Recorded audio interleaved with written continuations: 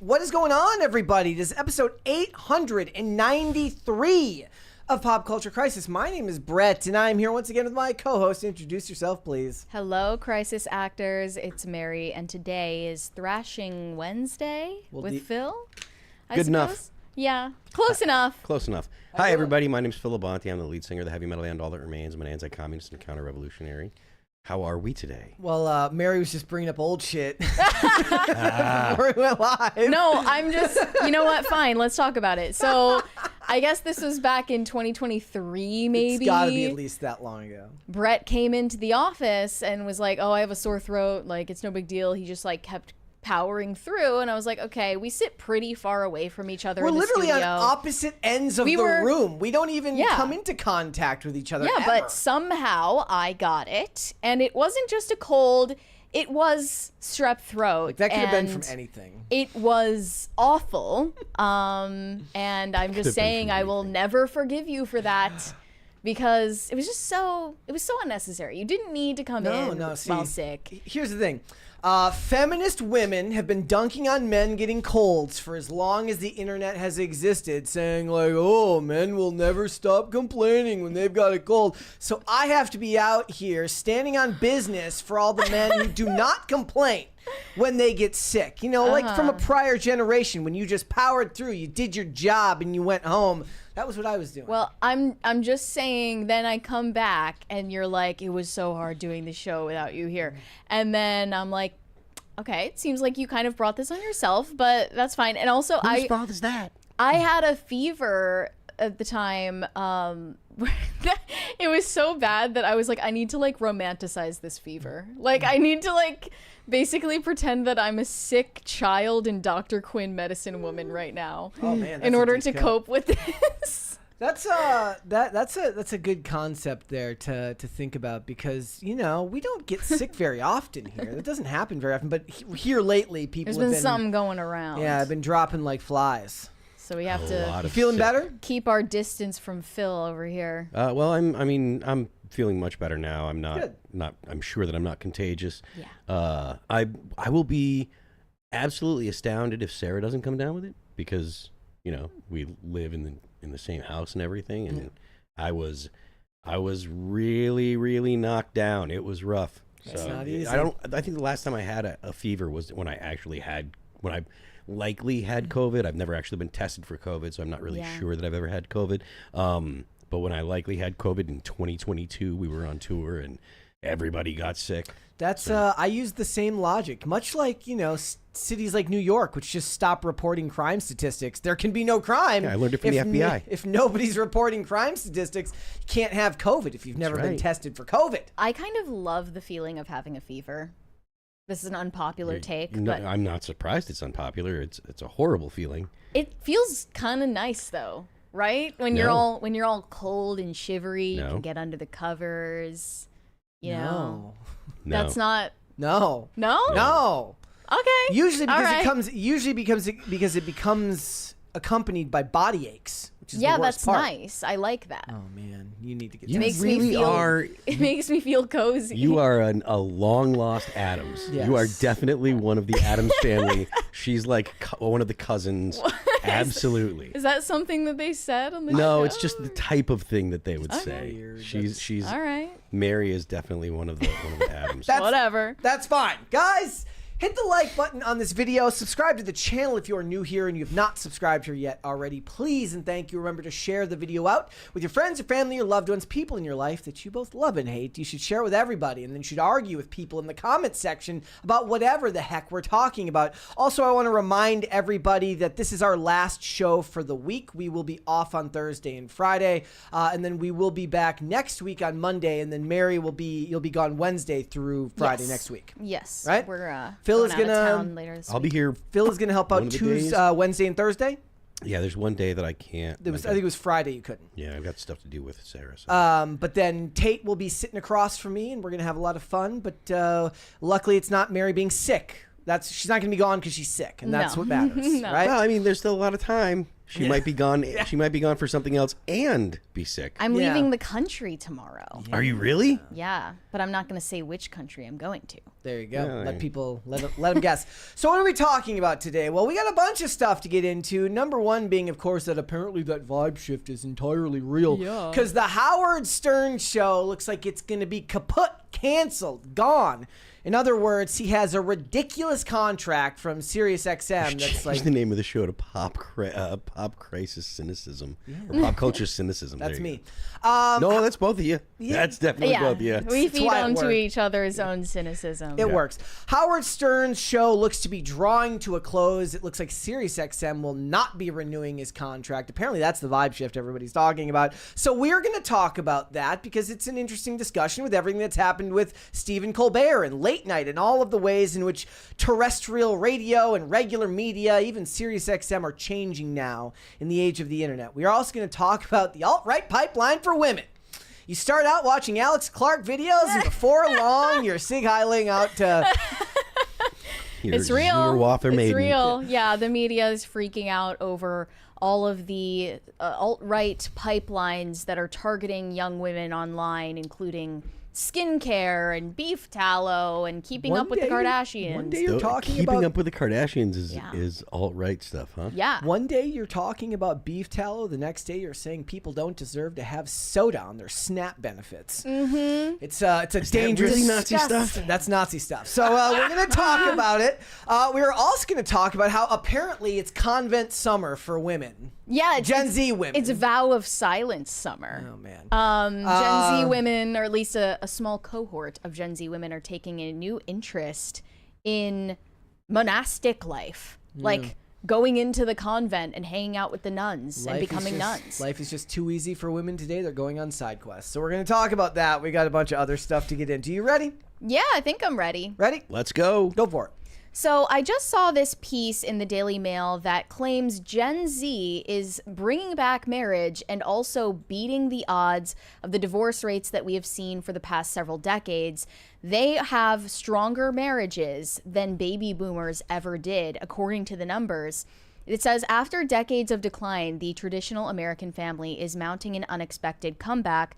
Once dismissed as a relic of the 1950s, the married with children model is suddenly back in fashion, in homes, on screens, and in the hearts of a new generation of Americans. The data backs it up. Divorce is down, and the share of children in two-parent families is up. Marriage as a social institution is showing new strength. According to new research from the Institute for Family Studies, after decades of plummeting marriage rates, surging divorces, and a boom in single-parent households, the tide may finally be turning.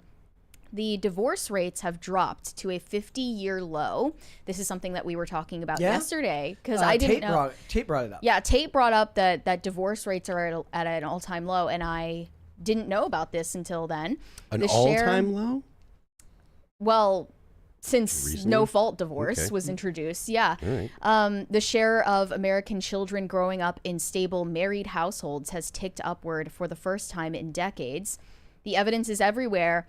They say there are several Hollywood couples that have taken part in this larger sociological trend. First off, they listed Millie Bobby Brown, who got married at an age that was deemed too young, 21. Yeah, to Jake Bon Jovi. And I have to ask again, do you think they played Bon Jovi at the wedding? I'm bringing this up because we're talking with the DJ right now, and one of the things they ask you, like, hard out, what are some songs that are like a no-go, it will ruin your wedding? And I'm guessing that Wanted Dead or Alive was on that list for him. He's like, look, I listened to my dad play it for decades. I don't want any of that shit played at my wedding. And then they say Millie Bobby Brown said she had frank conversations with Jake Bon Jovi prior to getting married about their political views, their home life, and plans for children before tying the knot. We talked about the kind of family we wanted to build and the kind of relationship that we were looking for. Now, I don't think they should have listed Ryan Reynolds and Blake Lively here as an example. Well, I mean, they're not Gen Z, so they're not. But why did they list them? They're seen as one Hollywood couple that has beaten the odds and stayed together. That's not super common in their industry or their space. I understand that, but they are crazy. Maybe they're just the perfect kind of crazy for each other. Yeah. He also listed Chris Pratt and Katherine Schwarzenegger. And also influencer couples have a huge hand in this. They didn't list Nara Smith and her husband, Lucky Blue Smith, but they have a huge following as well and post about their family life. We have a 20 from No Control. It seems to me this is the effect of conservatives having more kids. The severe decline of leftists having kids is starting to show, with Gen Z being more conservative, not due to vibe shift, but just basic demographics. Well, I think the argument they presented for why this is taking a drastic turn with Gen Z and younger millennials is actually because people are more averse to getting married now. Ironically, that is creating longer lasting marriages because people are less likely to get married in the first place. Yeah. They say at the heart of this quiet revolution are millennial and Gen Z couples who are often more intentional about their unions, frequently better educated and more often open to traditional values than many would expect. So basically, Gen Z is so risk averse and so unlikely for the most part to get married or start families that when they do, that already makes them statistical anomalies, and they're going to be far more prepared and far more discerning about how they go about it. Perhaps they're getting rid of the idea that that millennials had of the starter marriage. Yeah, for sure. Or was that Gen X? You know, that was previous generations talking about the idea of a starter marriage, which treats it with a frivolousness, a blasé attitude that doesn't really lend itself to success. It's disgusting, but it's true. This might be like Gen Z's anxiety working in their favor for once. It's a remarkable shift from gloomy predictions of just a few years ago. Back in 2019, 88% of Americans said they believed divorce was on the rise, while surveys as recent as 2023 found many were pessimistic about the future of marriage as an institution. And they say that the data is not in step with those perceptions. More than half of baby boomer marriages ended in divorce, but only around 40% of today's newlyweds are projected to split. And I think they can say projected because they're reaching those shorter milestones still married. And the longer a couple is married, the less likely they are to divorce later on down the line. The institution has become more selective, and I think that's a good thing. Like, I don't think people should have this idea that they need to be fully formed, perfected human beings who have self-actualized in every imaginable facet of their life before getting married. Well, is that more of a female concept? Men, it's about whether they're financially able to support a family, and women, it's about some vague self-discovery or something. Self-discovery and self-actualization. Yeah, but I think it does present in both sexes for sure, and that has been one of the main reasons why marriage is still not as common as it used to be. But maybe the upside to that, the silver lining in that, is that the people who do get married actually care about what it means. Yeah. You know? Well, I mean, back in the day, it felt like people didn't put a whole lot of thought into it other than the idea that society told them they should, like college. Yeah. Like, they just did it because their parents and their guidance counselors at school told them, go to college because that's what you need to do to have a good life. And similarly, they were looking at marriage kind of in the same way. Well, what do you do when you become an adult? You go to college, you get a job, and you get married without putting a lot of thought into what that actually means. And there was probably a certain amount of, that was at like the height of the growth in secularism in this country as religion started to fade in this, in the 90s, in the early 2000s. Like, marriage isn't seen as the default the late 90s anymore. Yes, exactly. Even though most people do still get married and have kids, it's still not seen as the default, and it's not seen as a milestone that you have to reach, or at least not one that you have to reach by a certain age anymore. This report also shows that the number of children born outside of marriage, once rising steadily since the 1960s, has stopped climbing. Hello. Oh, it's doing it again. The rate of children born outside of marriage peaked in 2009 at 41%, but now sits just below 40%. So it's not that the number of children out of wedlock is dramatically declining, but it stopped rising. Yeah. And the number of children raised in intact biological married families has risen from 51% in 2014 to 54% in 2024, according to federal data. The conclusions drawn that these reversals mean marriage is back as a cornerstone of American family life. Stable marriage is increasingly the way that most men and women are raising children. While social critics once predicted that cohabitation, single parenting, or chosen families would replace marriage, those trends have plateaued. The so-called family revolution sparked in the 1960s is running out of steam. Marriage isn't dead yet. It looks like we are having a marriage renaissance. I think part of it might be, if we're to keep this in the realm of pop culture, if you think about what movies were doing in the 90s and the early 2000s, which was to show you the mundane and oftentimes downsides of marriage, or even the dark side if you think of something like American Beauty. And there was this hyper focus at the time to kind of demonize the idea of living in the suburbs, of having a stable family where everyone's together because everybody has deeper desires that they have no ability to repress. And then it eventually leads to the destruction of everything around you. And I think a lot of that is because the people who choose to go work for Hollywood, the people who choose to go write in Hollywood, tend to be the type of person who feels like they escape the suburbs. The demonization of the suburbs is such a ridiculous idea, because the suburbs are awesome. They are. Right? I love the suburbs. The reason why I think the majority of Americans live in the suburbs is because it's an extremely comfortable, extremely welcoming type of lifestyle, right? You have your own area and your house and your, maybe however much property you have, a quarter acre or an eighth of an acre, whatever it is, but you've got your own house, but it's not so far away from your neighbors and other things where it's inconvenient to go to the store and stuff. Like,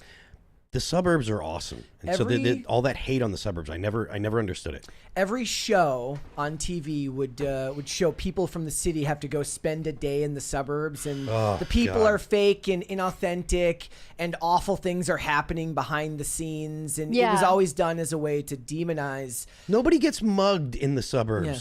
Like, there's never a homeless man peeing on your stoop. Yeah. Right. And if there is, you call the cops and they come pick his crazy ass up. Right. Right. Like, if you call the cops in the city, you're like, hey, there's a homeless man out there. They're like, yeah, we know. And call someone who gives a shit. Most of my friends that lived in the city would try to get me to move there. And I'm like, I don't want to. I don't want to. I like where I live. And I wasn't even at that time. I grew up in the suburbs, but I didn't live there after after high school. I moved to, my mom did, but like where I was living in the, before I moved out here was like half suburb, half city, meaning like in West St. Paul, Minnesota, there's Robert Street, and on the far side of Robert Street is all kind of suburbs. And where I was, if you went any farther down, you were in the city. But if you went over south, you were in by the high school, which was all a suburb. And then it got more expensive down the way. I was just on the edge of the city. Right. But, it was nicer over here. It was better kept over here than it was down here. Now, that's not me to make some type of commentary on the people there. There was plenty of people there that I'm sure were great people who they were like me. They couldn't afford to live in the suburbs at that point. But you knew that that's where they wanted to send their kids to school. They didn't want their kids to go to school farther down the street. They wanted them to go up in the suburbs. Right. It's a mixed bag, as always. I don't think that we can look at these stats and purely interpret it as a white pill, like Gen Z is super trad and they love the idea of, the 1950s Americana aesthetic. Like, that's not really what's happening. What's happening is a natural consequence of Gen Z being disincentivized in every way to get married and have kids. The ones who do are going to be in the minority, and that means that they're probably going to be more thoughtful and intentional and deliberate about the way that they do it. That's why I have higher hopes for the way Gen Z is going to parent their children. Yeah. Because they're not going to take having children as a given in their lives. Yeah. So if you do have kids as a Gen Z parent, you're very adamant about doing it what you perceive to be the right way. I think there's a huge pushback on Gen Z raising iPad babies. They're not going to be doing that as much as millennials or prior generations did. The hope would be that they learn the lesson that the millennials weren't able to learn because they didn't understand the technology as it came through. Yeah. Maybe what I'll do one day is I'll make a list of all of the TV shows that, kind of tried to run propaganda against the suburbs. There's a lot of them. I also wanted to mention, just in a similar vein, a new interview that Margaret Qualley gave to Cosmopolitan, talking about her marriage to Jack Antonoff. He's this huge music producer. She says that she has very old-fashioned approaches to romance. And yes, women always want to be able to dress like this and then talk about being old-fashioned. She says she followed Southern girl etiquette while dating her husband. Is this Southern girl etiquette? I'm curious. Yeah, does that mean didn't have oral sex with him on the way to the first date? Is anything in the substance what we'd consider old-fashioned? Yeah. She said, I'm very old school about stuff like this. I would never put myself out there first. I never text twice. I mean, now we're married and I can text him anything, anytime. We're always having a conversation. But before we were together at the beginning, I would always follow Southern girl etiquette. And she says Jack Antonoff said, I love you first. Obviously. I have a question. What does she mean by I never text twice? Like, I texted once, he didn't respond, so I text again? That is some BS game stuff. Well, apparently it worked out. I don't know. Not saying I love you first, fine. But never texting twice? It seems to have worked in their relationship. It just seems like the type of thing that ends up just becoming a brain worm that eats away at you with self-doubt. Well, I think that she's more so trying to communicate she didn't take the role of pursuing in their dating stage. Well, let's hope that that's what that means. I think that's what she was trying to communicate, is that she wasn't like chasing after him. Well, now they're married, so hopefully he produces lots of music about her. Mm-hmm. All right. Good for him. All right, let's move on. Okay. By the way, they're like talking about Minnesota suburbs in the chat, and I'm here for it. It's you're by the way, Brooklyn Center. You didn't want to find yourself skating in Brooklyn Center was always a risk because the homeless and or people were going to make your life a living hell. Well, you can skate faster than the homeless can run after you. You're gonna have to be able to. All right. We just saw the crowds that were drawn to Lollapalooza over the weekend.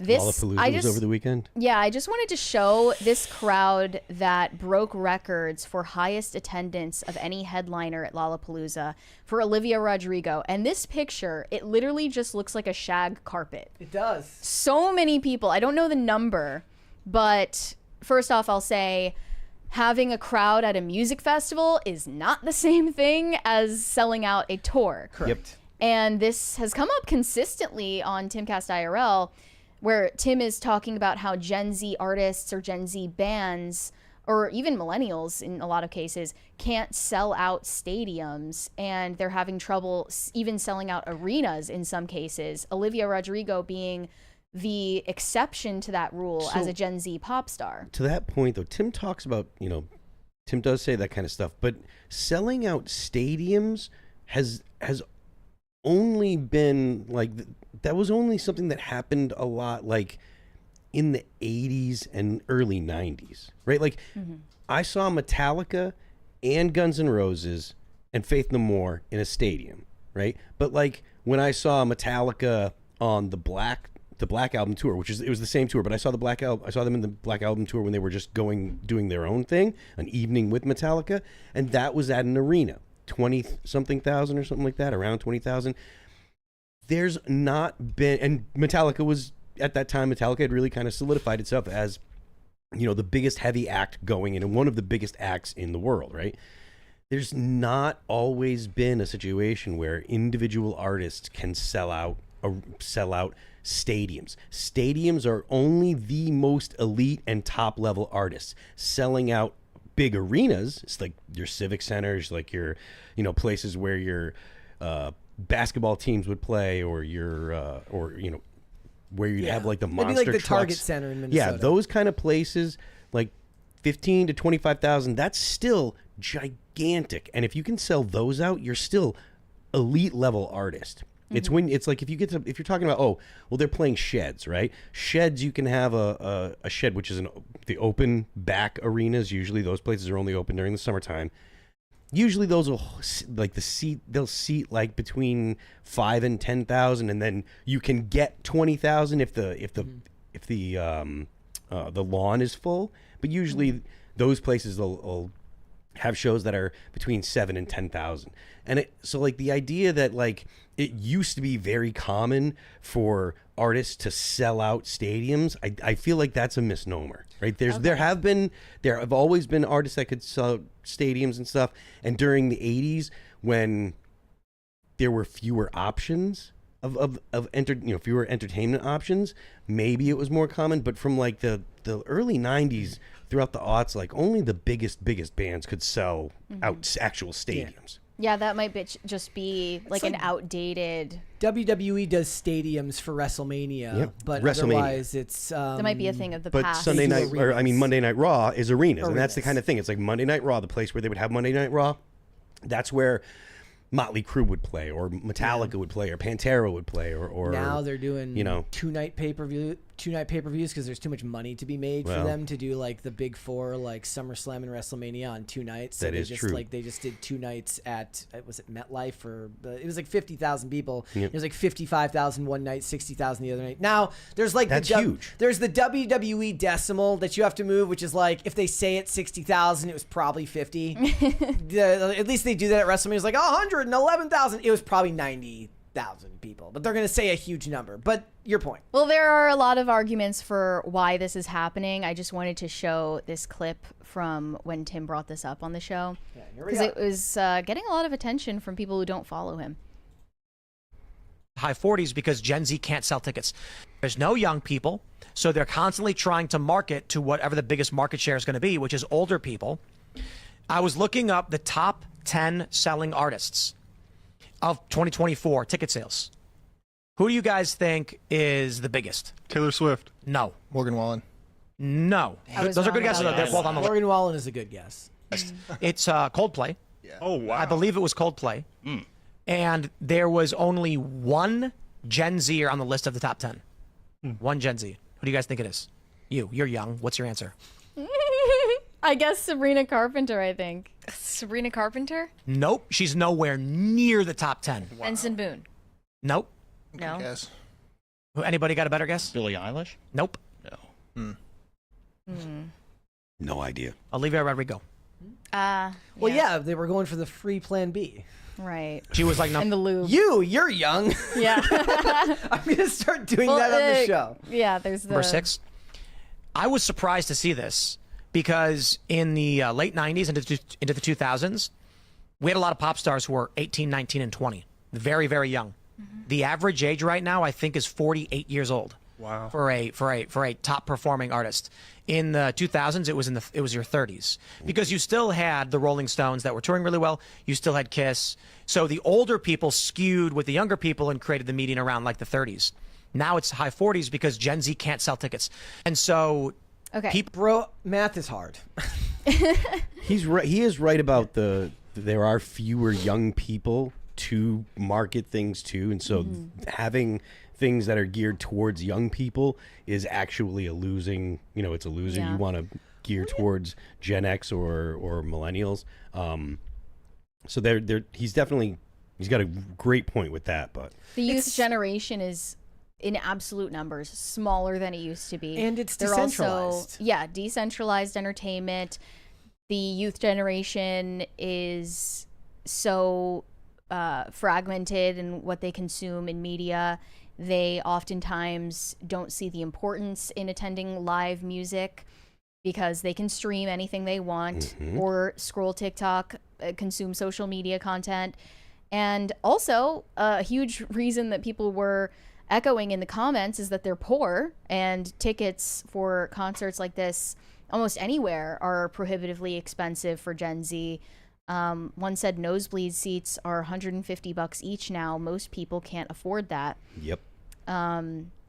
And lots of people were just saying that it's unaffordable, and that's the main reason. But there are many reasons. Everything's that converge. Marketed towards millennials. Like it was like when fuddy-duddy Matt Walsh in his post about Fantastic Four, the stretchy guy and the guy who's on fire and stuff like that. But because those movies are advertised towards millennials, because comic books as a medium spoke heavily to Gen X, and I don't even think of millennials necessarily, but Gen X specifically, and maybe the oldest of the millennials. And I was like, Herbie would have sold a lot of toys if these movies were actually made for kids. Herbie the robot in the movie. But when they made Grogu merchandise, it's millennials. Yes. It's millennials buying the Grogu merchandise, not the kids. Right. And also, since we mentioned what is marketed to the youth generation now, I found it interesting. I saw someone point out that, like, back in the 90s or the 2000s, new artists would kind of just get signed for being normal people with okay singing voices and a catchy tune. And now you have to have some weird gimmick. Like, you know, Billie Eilish is like, I like dye my hair and I have crazy acrylic nails and I wear all these chains around my neck and I have a spider coming out of my mouth. And it's like a lot of accoutrement, not a lot of talent. That's because you have to give people something to look at on TikTok or Instagram. When like it the used idea to be of like just being an artist that produces music is right. It's an old hat now. Used to be making my way downtown, walking fast. Like it used to just be like a good song written by a brunette girl who looks normal. Well, yeah, I mean, Like- but she was cute. Like you had to be attractive. You couldn't Sure. be, you couldn't look like a foot. Yeah. But you didn't have to look weird, and now you have to look weird. Yeah. There's no choice in the matter. In fact, Chapel Roan wasn't successful until she started performing in drag. She looks like And until she dyed her hair like fire truck red, no one paid attention to her. She was working for a decade, and now Chapel Roan doesn't want to work at all. She has commented recently in an interview about how her second album is not going to come out for the next 5 years. This bitch doesn't want to work. She said, the second project doesn't exist yet. There's no album. There's no collection of songs. It took me 5 years to write the first one, and it's probably going to take at least 5 to write the next. I'm not that type of writer that can pump it out. I don't think I can make good music whenever I force myself to do anything. I see comments sometimes like, she's everywhere except that damn studio. Even if I was in the studio 12 hours a day every day, that does not mean you would get an album any faster. Phil, I have to ask a question here because I'm like, okay, there's a huge gap between like having it out tomorrow and 5 years. 5 years is crazy. Like, am I just naive to the music industry, or is 5 years a reasonable amount of time? I mean, it depends on what the artist is trying to do, right? If you're trying to put your name on the map and trying to, build a career, you can't go 5 years. You have to, you go on, basically you put your record out. Nowadays it's a little different. You'll put your first single out, you'll put out a few singles, and then you'll release the record. You'll probably be touring leading up to the release. You'll be on tour when the record's released. You'll tour for 12 to 18 months, and then you'll get done with that and you'll go right into the studio and do another record because you're trying to build a fan base. Who's this person? Chapel Roan. Okay, Chapel Roan. She's got a fan base, I imagine, I think. Yes. Or at the very least, she has the backing of, the industry, as in her label and record label, etc. She probably has the option of saying, well, I don't have to rush something out. Like we put a record out in 2018, and then we didn't put another record out until 2025. Yeah, but you had a longer established career before. Yeah, exactly. That's the point. Like we had a career. Like we did a tour in 2022 when we hadn't done a tour in probably 3 years, and it was a tour to celebrate a record that came out in 2006, and there were a boatload of shows, sold out shows. Our fans came out to see the shows, so it was a great tour, and it was cool. But we have a 20-year career. We have a lot of hits. We have a fan base that loves to hear our stuff, and they'll come out to see us. If you're trying to establish yourself, it's not a good idea to wait that long. And you honestly, it's probably better to put 4 songs out in a year, maybe 5 songs in a year, and release stuff as frequently as possible, so that way you keep continuing to feed the algorithm, continuing to feed your fan what you hope to become your fan base. Right, but she literally just broke out into the mainstream, and she's planning on basically going on hiatus at this point. I think she's just the top mod on r/anti-work. And she's also like, on top of that, donating so much of her money to causes so that her fans aren't going to jump down her throat for not being a good enough activist. She's just not. She's on track to be remembered the way that we remember Sky Ferreira at this point. I don't remember Sky Ferreira. Exactly. Okay. Like huge potential, but just thrown away on conceits about artistic integrity that are actually veil for laziness, and also, all of these attitudes that they have toward the music industry, I think you were on the show when we talked about this, Chappell Roan going on this massive rant at an award show about how the music labels mistreat their artists and they need to provide free healthcare and blah, blah, blah. That's the dumbest thing that I've ever heard And the in my idea life. that the music label is somehow stealing your music from you by giving you a record deal, which I saw, thankfully, one Gen Z artist, Grace Vanderwall, pushed back on that, saying, you know, you signed the damn contract. It's also theirs. Here we go. Yeah. Is there any part of you that like doesn't care about even owning those that catalog anymore? Because a lot of people splitting from labels recently. Obviously, I don't own anything. Yeah. Okay, can I say something about that? Sure. This is something that's wildly misunderstood. If people are like, oh, they stole your music, again, this caricature of like the music industry and what people want it to be for this dramatic value. I mean, does it suck? Yes. Did I sign a literal contract saying that that would happen? Also, yes. Like, I like that girl. You know, am I the happiest about it? No, but is there anyone to blame? No one did anything wrong. It's just life kind of sucks sometimes, and it's just the way it goes. Like, it's just the way it goes. Like, no one was the big bad wolf stealing Grace's music away from her. It's just, it goes away because it's like I explained, it's kind of like Shark Tank. If like I made a sponge or some sort of invention and then an investor, we are now you and me. It's not just me, the owner. We're a combined company, metaphorically. Really smart. So all that music isn't Grace. I didn't make that. It's Grace and Columbia, whatever you're signed to, as, you know, a collaboration. Which always made sense to me. And people don't understand that. I'm like, I don't know. Healthy, Common though. sense. It is common sense. And then the comments were just tearing her up. Of course. People who have no idea what they're talking about, saying that this is such an L take. No, it's not an L take. You people are idiots. Well, I mean, Like, because she's most exactly of the time, right. the record label's fronting the money to get the album Yes. made anyway. Yes. Like, this is not hard to understand. Why would they do And that people just don't for fun? And they never want to admit that they could go independent if they wanted, but they Yeah. wouldn't have the reach and it wouldn't succeed. People don't think about the fact that a label will put out, you know, say they have like, they'll put out 10 artists, or they'll put money into 10 artists, and they'll put $500,000 or $1 million into each of those artists, right? And maybe one of them will make enough money where they make back their investment, right?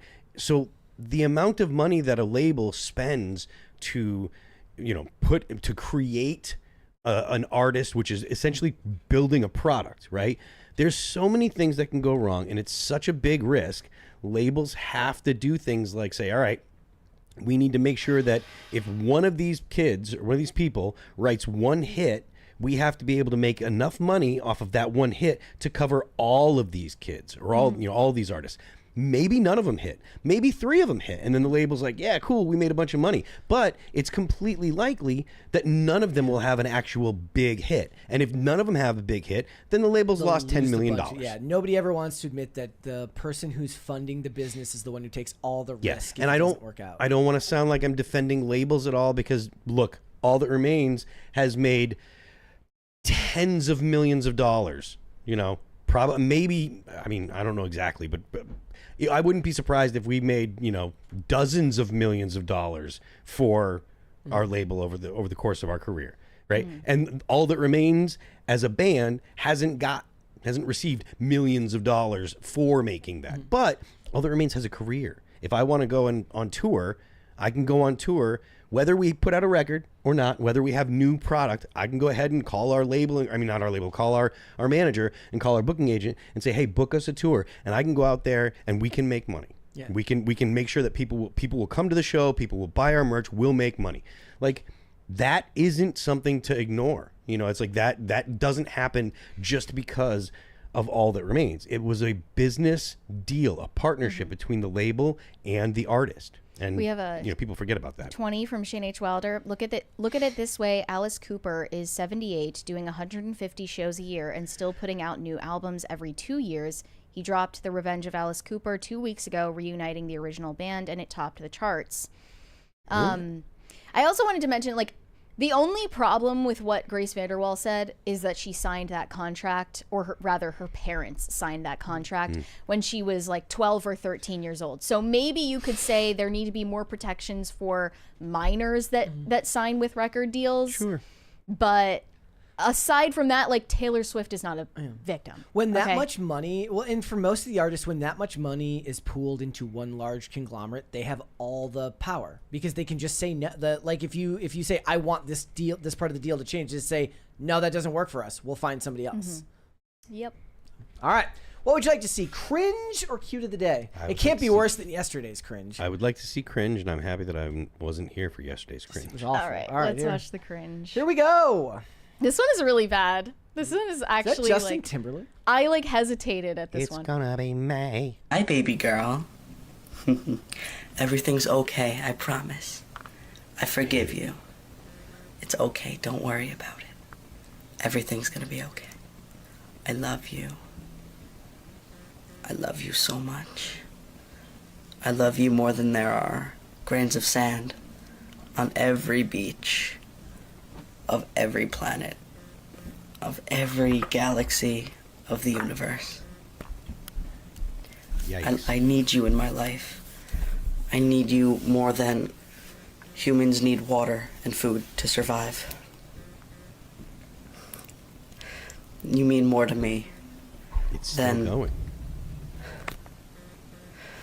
Home Depot means to Mr. Logerato.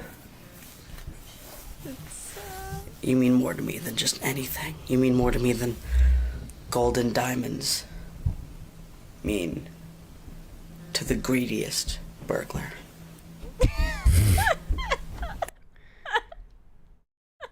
Yikes.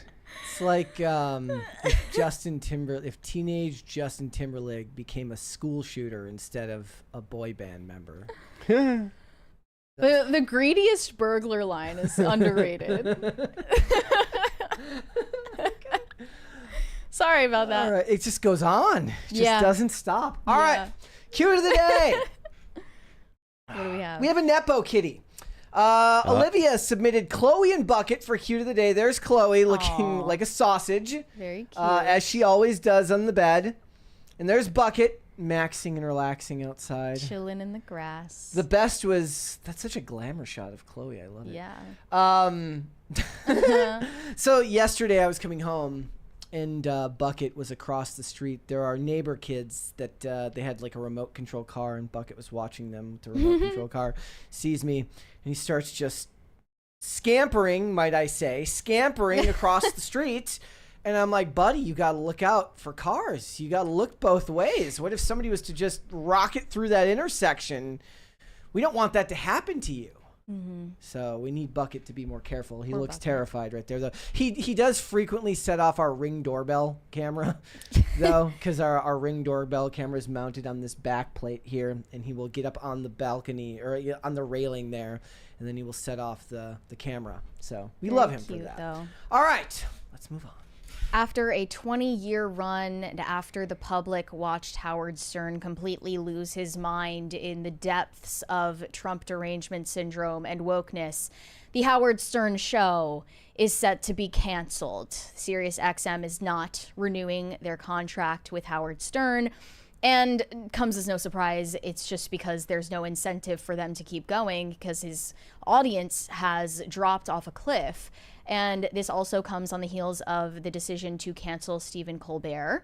He and others in legacy media have lost the place that they once held in the culture. Yeah, it says the source compared the cancellation to Stephen Colbert, saying that it's too high a cost. Yep. And he had a 5-year, $500 million deal with SiriusXM. Now, like, it is true that it's not like he pockets all of that money that goes to Sure. pay just an army of writers and producers. I think what it was, like somewhere between 77 and 200 employees.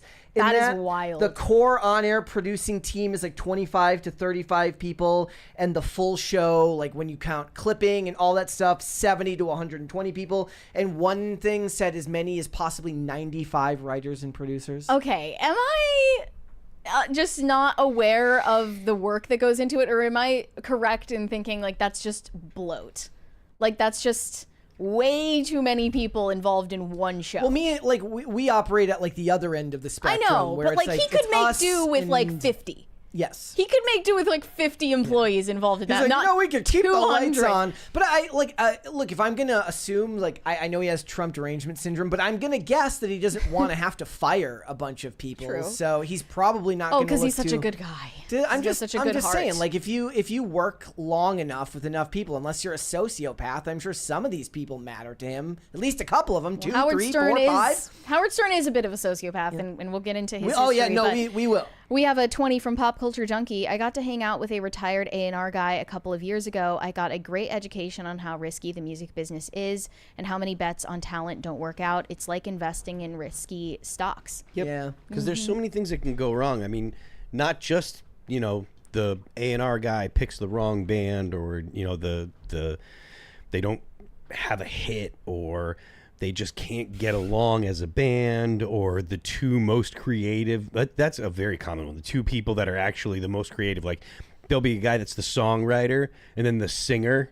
They'll get along for a little while, but then they won't be able to get along. And then you lose your singer, or you lose your primary songwriter, and you can't get that magic back. There's so many things that can go wrong.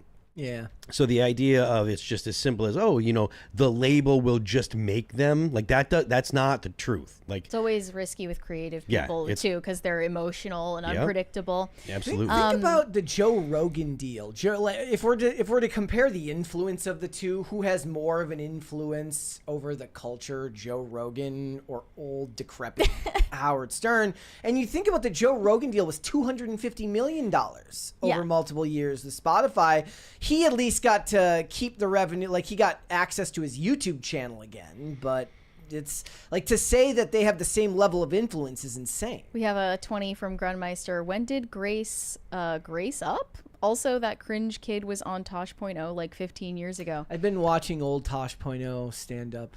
It's actually quite funny. I forgot who Grace Vanderwall was when I was looking at the picture of her now, and then I Googled her. I was like, who is this chick? And I Googled her, and I'm like, oh, I remember that child. Right. Yeah, exactly. I remember that like 7-year-old girl when she was like on whatever America's Got Talent. She was like on like X Factor or something. Yeah, something. And she was great too. I was Yeah. like, this kid's awesome, man. Yeah. She's gonna be huge someday. So Howard I'm Stern, glad that she didn't turn into a garbage can. Howard Stern has shrunk from 20 million listeners when he was on radio to now somewhere around 125,000 listeners, which is, not too shabby if you're a small YouTube channel. It is too shabby if you're getting paid hundreds of employees, your right? Operation. Well, I have a question. Is this a case of get woke, go broke? I mean, is it? According to some, this tweet says, last year Howard Stern said that he hated everyone who voted for Donald Trump and demanded that they stop listening to his show. See, that's the big one. Like, there's a difference between, like, hating an opinion or hating a politician or a person, and then saying, like, if you don't like my stuff, don't watch. Thank you, guys. Like, well, I don't think that what happened here is like Howard Stern had this huge audience of Trump supporters that immediately left his audience. Like it's more a symptom of the media landscape changing over time, and Howard Stern was going to get left behind in the dust regardless. Steady decline. He didn't do himself any favors though when he interviewed Joe Biden last year prior to Biden dropping out of the race, and this video shows Howard Stern just nonstop glazing Biden and not even barely letting Joe Biden talk. Like he was barely even letting him to interject. He was barely even letting the guy reply to anything he was saying. Let's take a look. Not only were you a star football player, but you were a lifeguard. I mean, you really, and you were the only white guy who was lifeguarding in this black community, right? Yeah. I mean, you were the one guy. I was. Your family is pretty, again, this goes to my point about, the president is the father of our country. No. That's something we all say. No, we don't. And I think well, your family is so extraordinary because of the way they've conducted themselves and how they are with you. Biden's just on another that I planet. feel you have a lot to give to the presidency. These are my feelings. It's pretty amazing family. And the CIA super amphetamines haven't kicked in yet. And Biden's just like, yeah. I'm proud of it. I submit for your approval that when you have a loving family like that, you got a lot to give, because you get so much from the Biden family is very You're loving. the kind of leader I love. Well, Very loving. Hunter likes to spread the love around. Right. Because we're lucky to have you. Okay, you get the point. You get the point. That's part of why I wouldn't be conservatives are surprised clowning on Howard Stern right now, because he has just gone off the deep end in recent years. COVID really broke his brain as well. Yeah. I don't know if this was confirmed, but he refused to even walk down the hallway outside of his studio if anyone was in the hallway without a mask on. He was definitely brain broken by COVID. And this is also a Grim Reaper meme that was posted. The Get Woke, Go Broke of corporate media that includes Don Lemon, Chris Cuomo, Joy Reid, Stephen Colbert, Howard Stern, and they're saying that The View is next. I think The View's ratings actually stay pretty I think they're good. decent. Like, I don't think The View is in any danger of going anywhere, if I'm being honest. Which kind of disproves the idea that you will go broke by going woke. It's not exactly a one-to-one comparison. No, it's thumbnail syndrome. It sounds great when you can get it down to a couple of words, but it's always more complicated than that. And another reason why people are dancing on the grave of Howard Stern's show is because of his prior scandals in the past. Before he started acting like he was a moral paragon, he was kind of a sociopath, as I said before. He was. In the case of Dana Plato, she had just $1,000 in her bank account when she took her own life a day after being humiliated on the Howard Stern show on Mother's Day in 1999. Howard Stern is a horrible person. I, for one, am glad his show is coming to an end. I always remembered the story about him laughing at Selena after she died. That's actually the next clip. When Selena was shot to death, he played a song with the sound of gunshots in the background, just laughing at it. Spanish people have the worst taste of music. They really do. They don't like death. No, they don't like any death. It's all like, you know, death. If we wait till nighttime, the dogs won't bite us when we sneak into tanks in California. Those are back in his shock jock days. Our country is so bad we have to sneak out in the middle of the night. The water is dirty. Our money means nothing on the open markets in Europe. The government is corrupt. All Howard really said was he didn't like the music. He really said nothing against Selena. That's not what he said. He was talking very bad about Mexicans. Yeah, and then, of course, the clip of Howard Stern in blackface is also circulating. I don't know if we should even show this. Would we get in trouble for showing that? We can show it. I don't think we should play the audio because he is using the N-word in this clip. Yeah. So, yeah. And then Howard Stern is going to act like none of that shit ever happened. So then my question he's some sort of like paragon of virtue. When he dies, does the media come for him the way they came for Hulk Hogan because of his racist tirade? I would love to know. I guess we'll have to wait until Howard Stern dies to find out. Because he didn't, embrace the Donald. Yes. So. Yeah. Yep. Did you see that picture that somebody posted about the cloud that looks like Hulk Hogan? Yeah. Flexing in Florida, of all places. Yeah. Yep. So I don't know. I guess this is just a more like sign of what's to come. Well, yeah, I mean, but it's not like, isn't Megyn Kelly on SiriusXM? She was at SiriusXM up until sometime last year when she went independent. Now she has MK Media, I believe it's called, or it's Devil May Care Media. I haven't kept track exactly. So it's not Megyn Kelly Media, it's Devil May Care. Or both, I don't know. But yeah, she went independent. Devil May Care with a K. I don't think they would have, I think they probably wanted to renew with her. Yeah. But she thought it's smarter to go independent, and this is the new meta. That's what everyone's doing. Yeah, and now when I think of SiriusXM, if I'm being honest, I think of like you just got a new car and they give you 3 months free and then they don't, and then nobody renews. That's what I think of when I think of SiriusXM. And speaking of Megyn Kelly, she also learned to laugh at herself. She learned to, laugh at what Trump said about her back when, she was hosting the debates in 2016 and not be so self-important. And she adapted with the media landscape, unlike someone like Howard Stern. We have another 20 from Manic Mustache. Late as usual, but apropos to Disney Channel SVU. Howard Stern was the kid that got shoved into lockers, just like every other shock jock. Can you confirm, Phil? Stern's just too old to keep up the facade of being edgy. Stay toxic, my friends. I don't know that I can confirm or not. Is that implying that you are a shock jock? No, I'm not a shock jock at all. Were you ever shoved into a locker? No. I think you'd remember that if that happened. Never happened when I was like if it happened, I never saw that type of movie inspired bullying. I was definitely bullied when I was a kid. I was the smallest kid in class, so I was I got beat up. Well, not really beat up, but like pushed around and bullied and stuff. But never shoved into a never locker. shoved into a locker. No. I just want to know what Adam Carolla has to say about I'm sure this. he'll have plenty to say. He's talked plenty of shit about Jimmy Kimmel in recent years. He'll probably have a more measured, funny, but like insightful opinion because he'll have insight into the industry. Jimmy Kimmel did the exact same thing that Blackface, Howard Stern did. A lot of the same things, and was a shock jock and was offensive and edgy. And then he now like cries on national television about how evil Trump is. Well, because Anthony, you can either go the Anthony Camilla route. Anthony Camilla is back, I guess. Yeah. Like he's got a syndicated show again. Oh, okay. Which is awesome in my opinion. But all right, let's go to Super Chats. High Voltage 75 said, Baba Booey, Howard Stern finally canceled. Na na na na na, hey, goodbye. Yep. Yeah, that's how most of us feel. Shane H. Wilder said, Happy Wednesday, Brett and Mary. Congrats on 10K, Brett. Did you get to 10K on X? I did. I had a tweet that did halfway decent and then got there.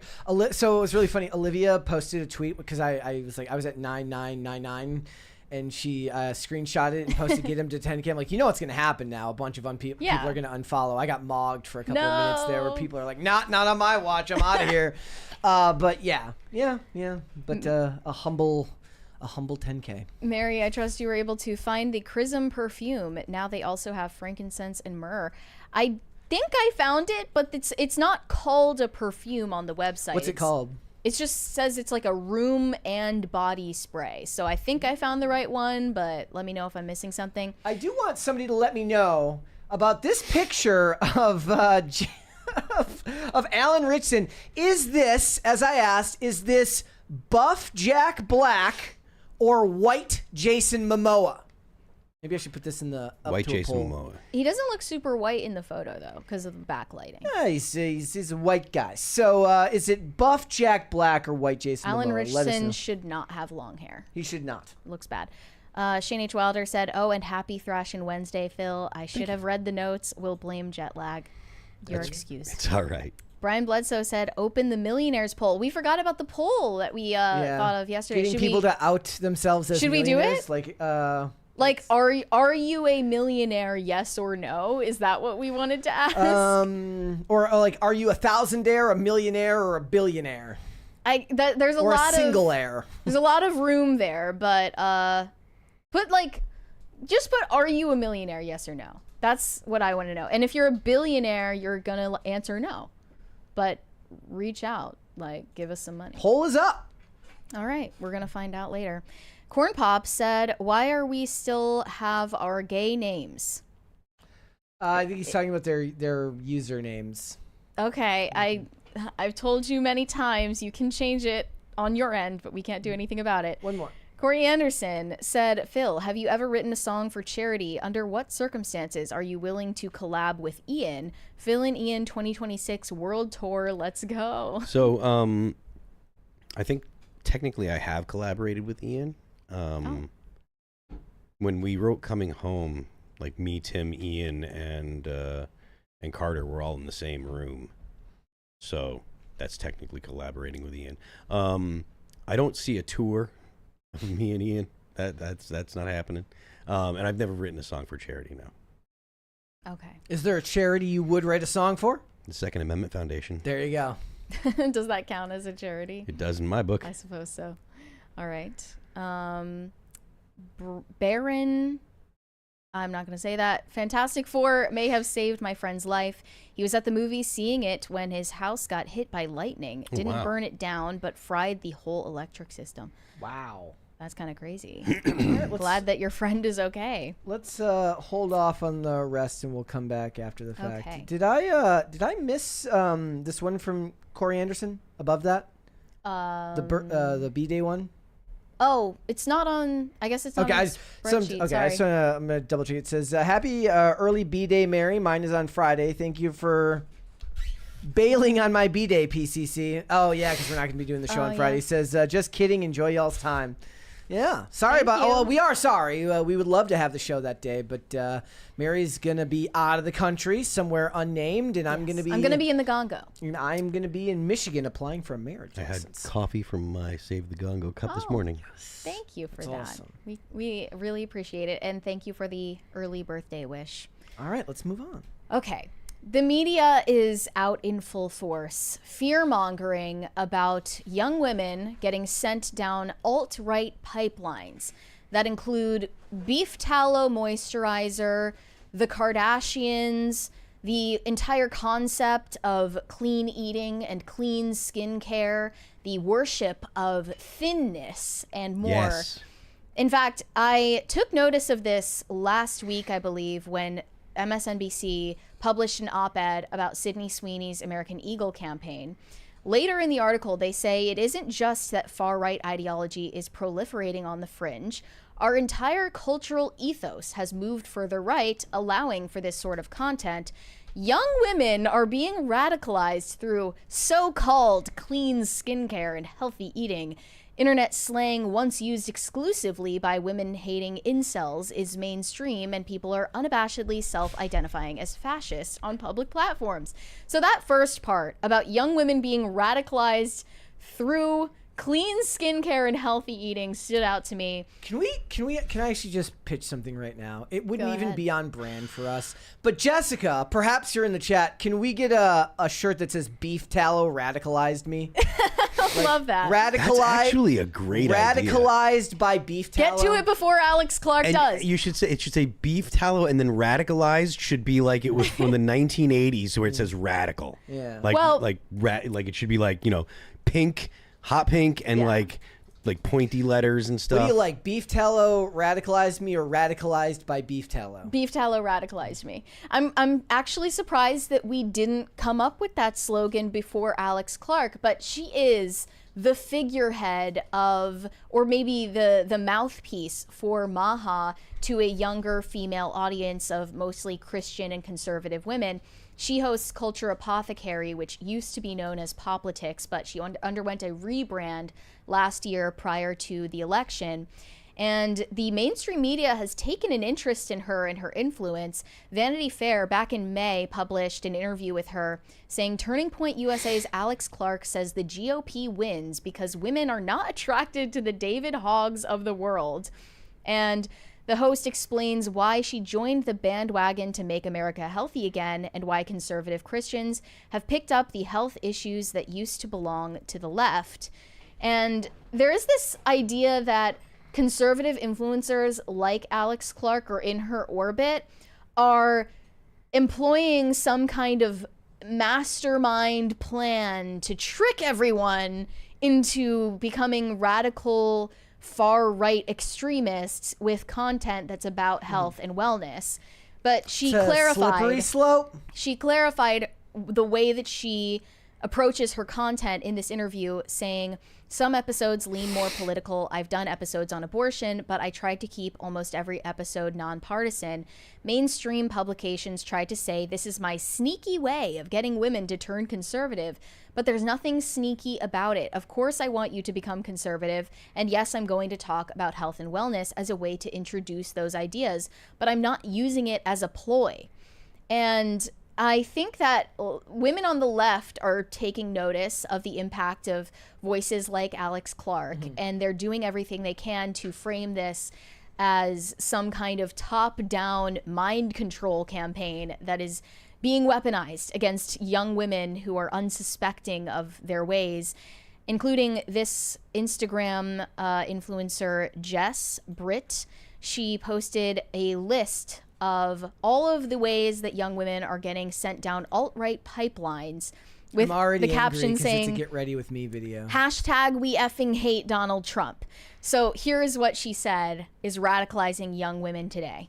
We'll lose young women to alt-right indoctrination in the same way we lost young men. We need to be very careful, cognizant, and critical of trends that can lead to the alt-right pipeline. Because while these things aren't inherently conservative, or dare I say, even fascist sometimes, they can be the starting point for a very slippery slope. So here are the top alt-right rabbit holes for women that I think we need to be cognizant of and educate Remember, around. they're not Clean fascist beauty because and they're clean things that she eating. likes. While opting for more natural ingredients in your skincare and food seems fairly harmless, you can quickly slide down the slope to the alt-right by engaging in content around distrust in regulatory bodies, anti-vax rhetoric, Imagine that. conspiracies Not trusting regulatory bodies. Is alt-right. There's a 20 there from... It's also funny to talk about how fascism is not trusting authority. Weary Traveler just said Phil.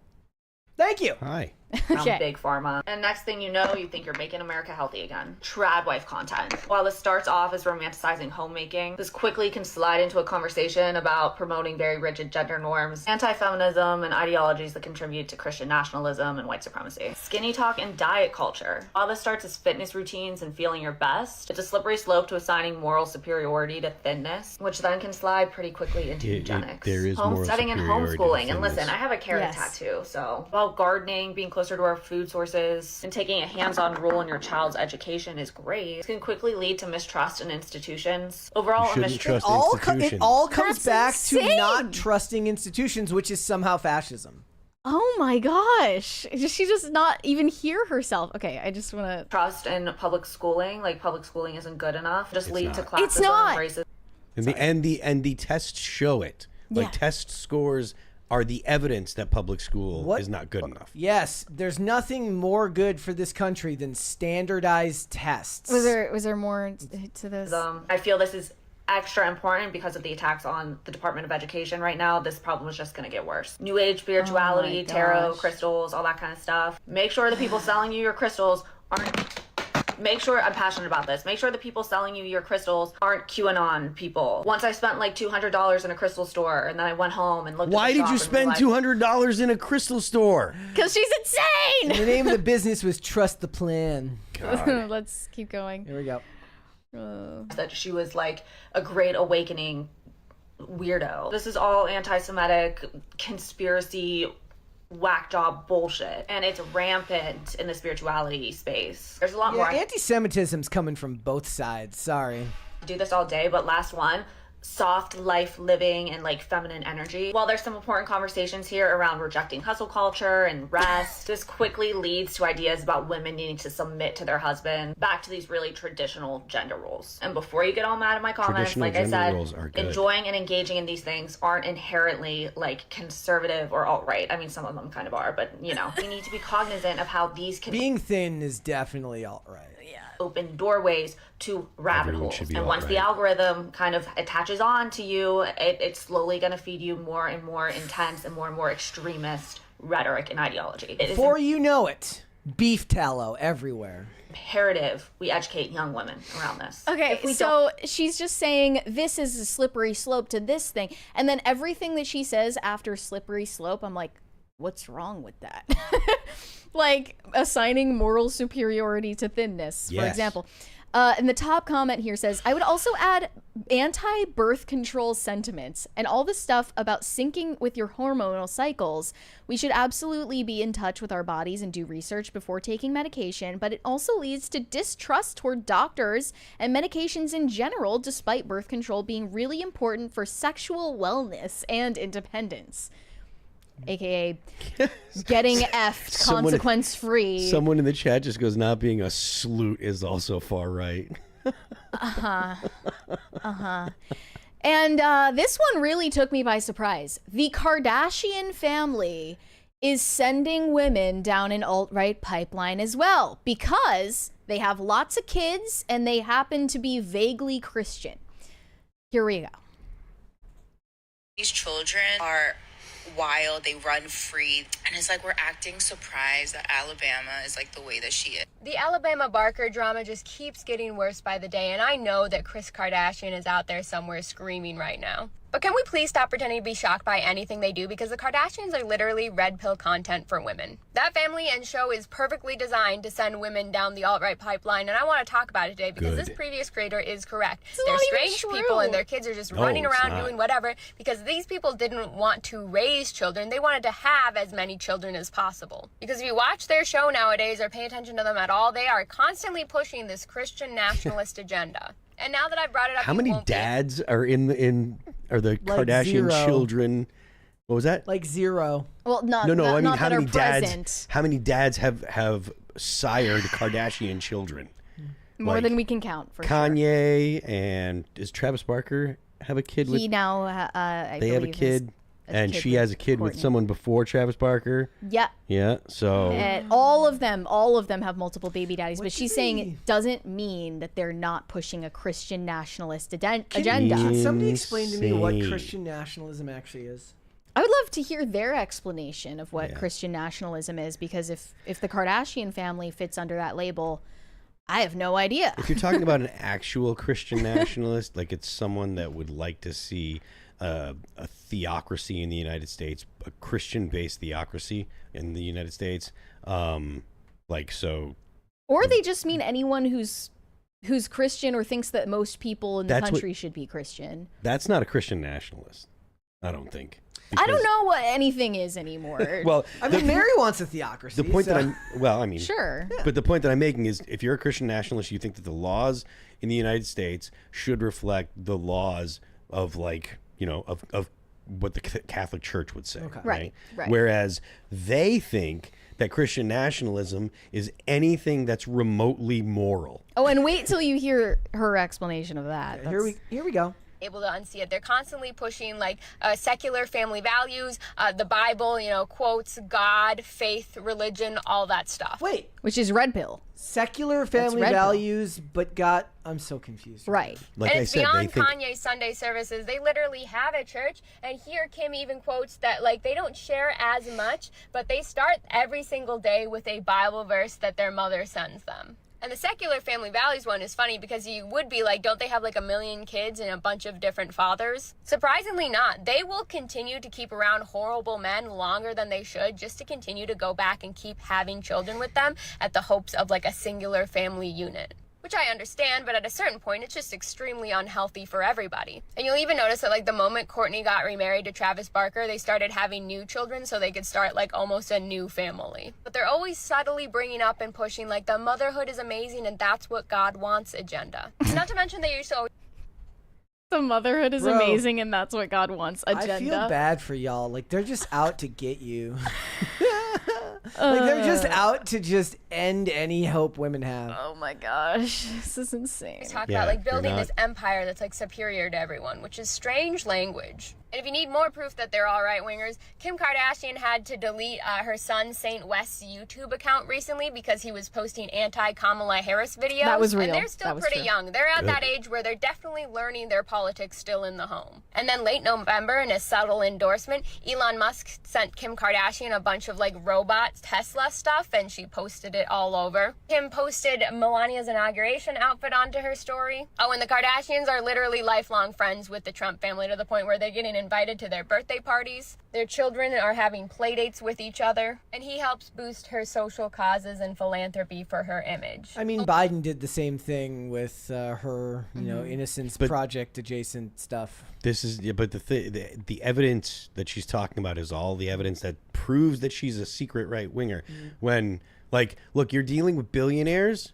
They're not going to be leftists, probably. The chances are they're not going to be leftists. The billionaires that are leftists, they're doing it to save face. Yeah.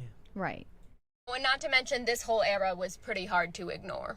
And they used to be more subtle with it, but now it's pretty obvious that the Kardashians are a very good example of a red pill equivalent that are sending women down the alt-right pipeline. And it's sad that so many women are continuing to fall for it, and influencers are still supporting this. The language of falling for it indicates that they're being tricked into something wrong rather than just building a worldview that works for them. Kim's brands. And I have some vague thoughts about Lana Del Rey as well, but I don't think the girlies are ready to hear that yet. Yeah, Lana Del Rey is also sending women down the alt-right pipeline. Good. Because I like Lana Del Rey. Her husband is Republican. Has and, this girl done videos on Sydney Sweeney yet? Yes. Yes, she Figured. has. And I know we already showed this a couple of weeks ago, but this video, like, truly broke me. There is this influencer talking about going to a dystopian Gen Z girly pop psyop coffee shop that sells girly pop psyop coffee shop that sells beef tallow moisturizer, which alerted her to the fact that this coffee shop is run by fascists. Can we get Eminem to do girly pop psyop coffee shop? We have a You could make. I guarantee you could write an AI song. Yeah. We have a 20 from Project Eva. Orson Scott Card had a family member who was in a rival Boy Scout troop from mine. I met him once. He's so kind, let me pick his brain about that series. I think, honestly, he wrote that the last sci-fi and the last good screenplay. Get it. Okay. All right, let's watch this video. Let's just like try to absorb New girly this. pop coffee shop, or was it? So it's a brand new coffee shop in this mountain town that I'm staying in. It's kind of a lot of things in one. It's a pottery studio. It's a refillery where you can refill all of your like home goods, like dish soap and laundry detergent. It's a home goods store. And it's a really cute coffee shop where they put like edible flower sprinkles on your foam lattes. It's really, really cute. So I'm a girly pop. I'm the key demographic. I'm shopping around this new coffee shop. My husband says that it feels like he's been teleported into an Instagram, which I get it. I feel it. I understand the vibe. But I'm loving it. It's supposed to be a feminist space. They advertise as made by girlies for the girlies. And I'm loving it until, bum bum bum, are you ready? I see this on the shelf, beef tallow. Not for cooking. Definitely for slathering all over your youthful skin. And I wonder, what kind of girly dystopian psyop Gen Z coffee shop is this? Where am I? And because of the commodification of things like third wave coffee and natural and organic goods, and even the commodification of feminism. Nobody explained to me what third wave coffee was. It was basically a high quality, like a focus on high quality. I wonder, am I on the wrong side? Has this millennial crossed the line? Have I popped over to the feminism that keeps a dead woman alive in a coma so that she can birth a fetus that has no chance for life? Does this single origin coffee with cute little confetti sprinkles mean that I believe that a woman should be attacked and tackled to the floor by a masked man coming out of an unmarked van because her last name ends with a Z and she tans easily? She should be held without explanation, without bail, without due process, and shipped to a country that she did not come from to live in a concentration camp? Is that what this coffee means? Because I know what this means. It means that measles rates are at the highest they've ever been in this country, and that your grandmother is not going to get a flu vaccine this year. Or am I overreacting? Yes. Or is that what this means? Yes. Yes, because you are Asheville is a very confusing place. I have seen more cyber trucks here than I have seen anywhere. And this is the place where all of the whites converge. The Maha, the Christian nationalists, the missionaries, the yuppies, the liberals, the educated, the artsy, the hippies. They're all here, and I'm scared of all of our She's intentions. probably in What does Asheville. beef tallow mean to you? It's a really cute shop and really cute coffee, but what kind of feminism is this? Please help. Maybe your coffee doesn't need to be any type of feminism whatsoever. Doesn't need to be. And you are actually schizophrenic. So yeah, now it's beef tallow, it's skinny talk, diet culture, the Kardashians, clean eating, clean skincare. Thank you. Trad wife content. It's a slippery slope. Lana Del Oiled Rey. by beef tallow. Yep.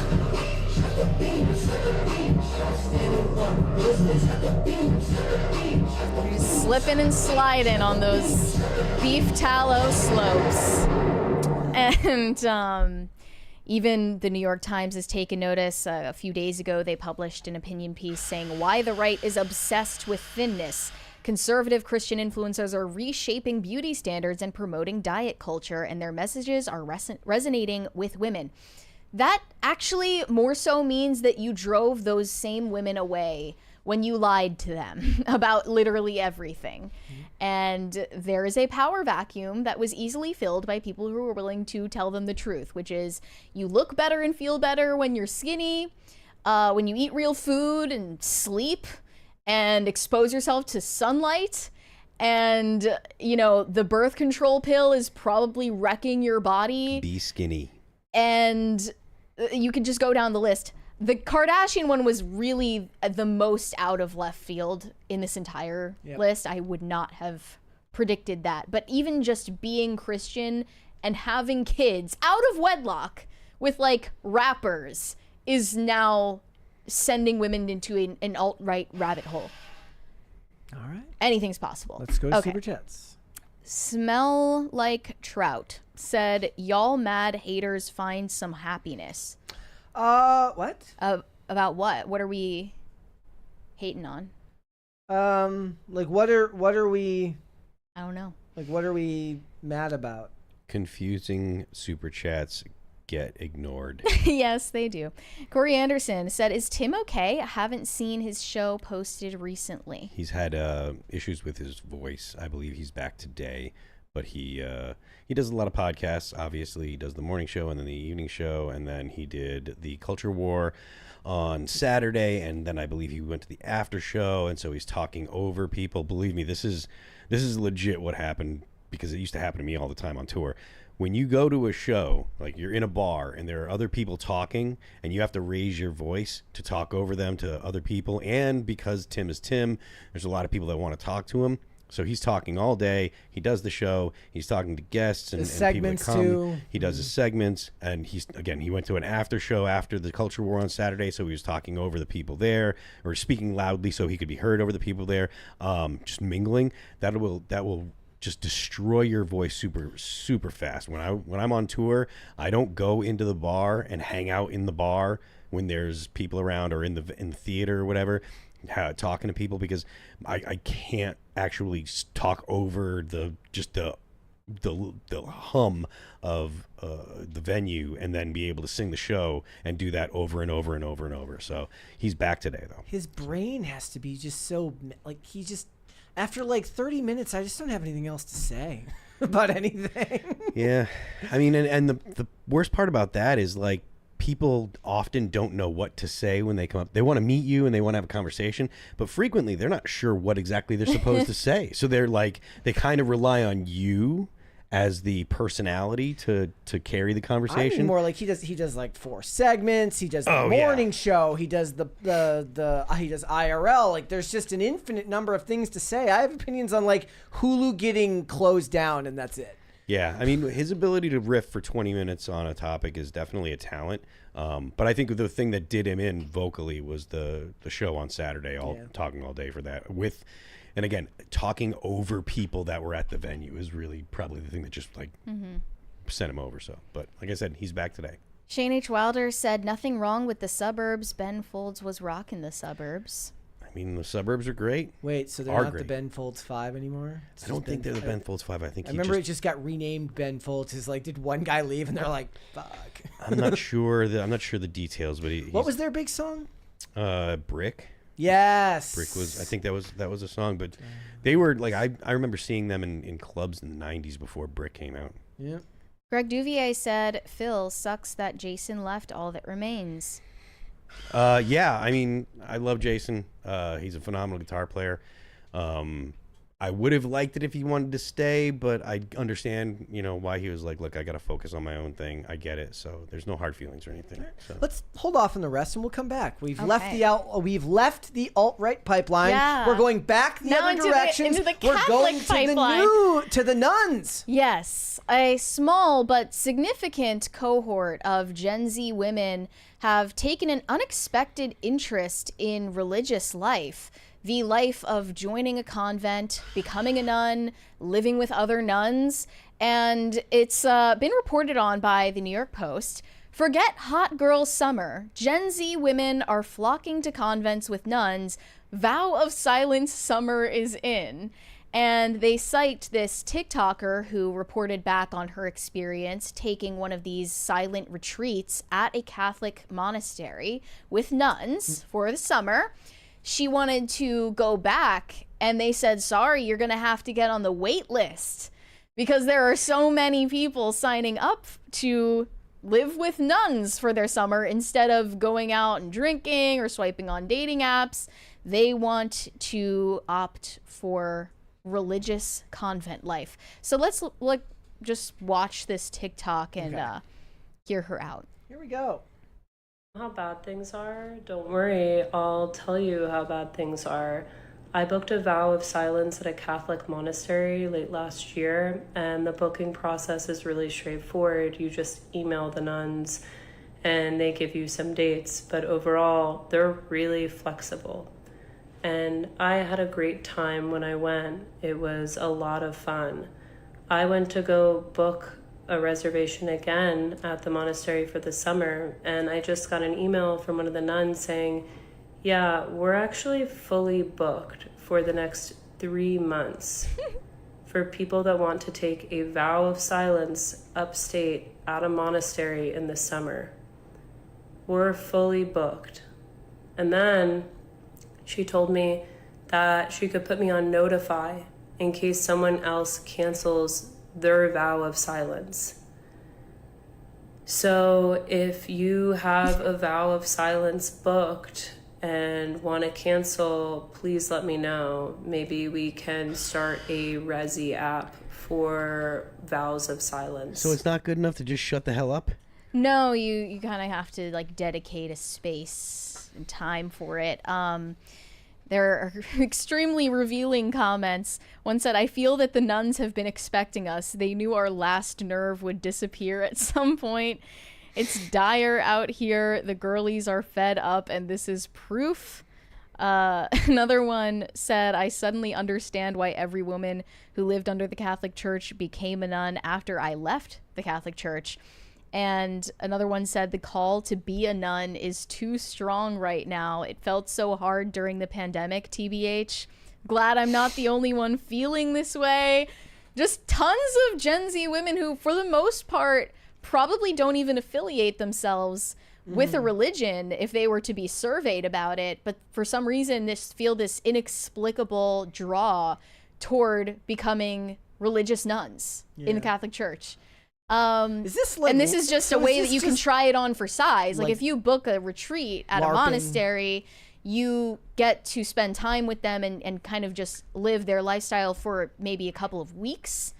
And they often do this for like discernment retreats for women who actually are interested in becoming nuns, so they can like try it out. We live in a country that talks about how nobody ever gets any time off and their job doesn't ever give them vacation. They're always expected to go to work, no maternity leave. Yet somehow women are just abandoning their jobs for vows of silence field trips.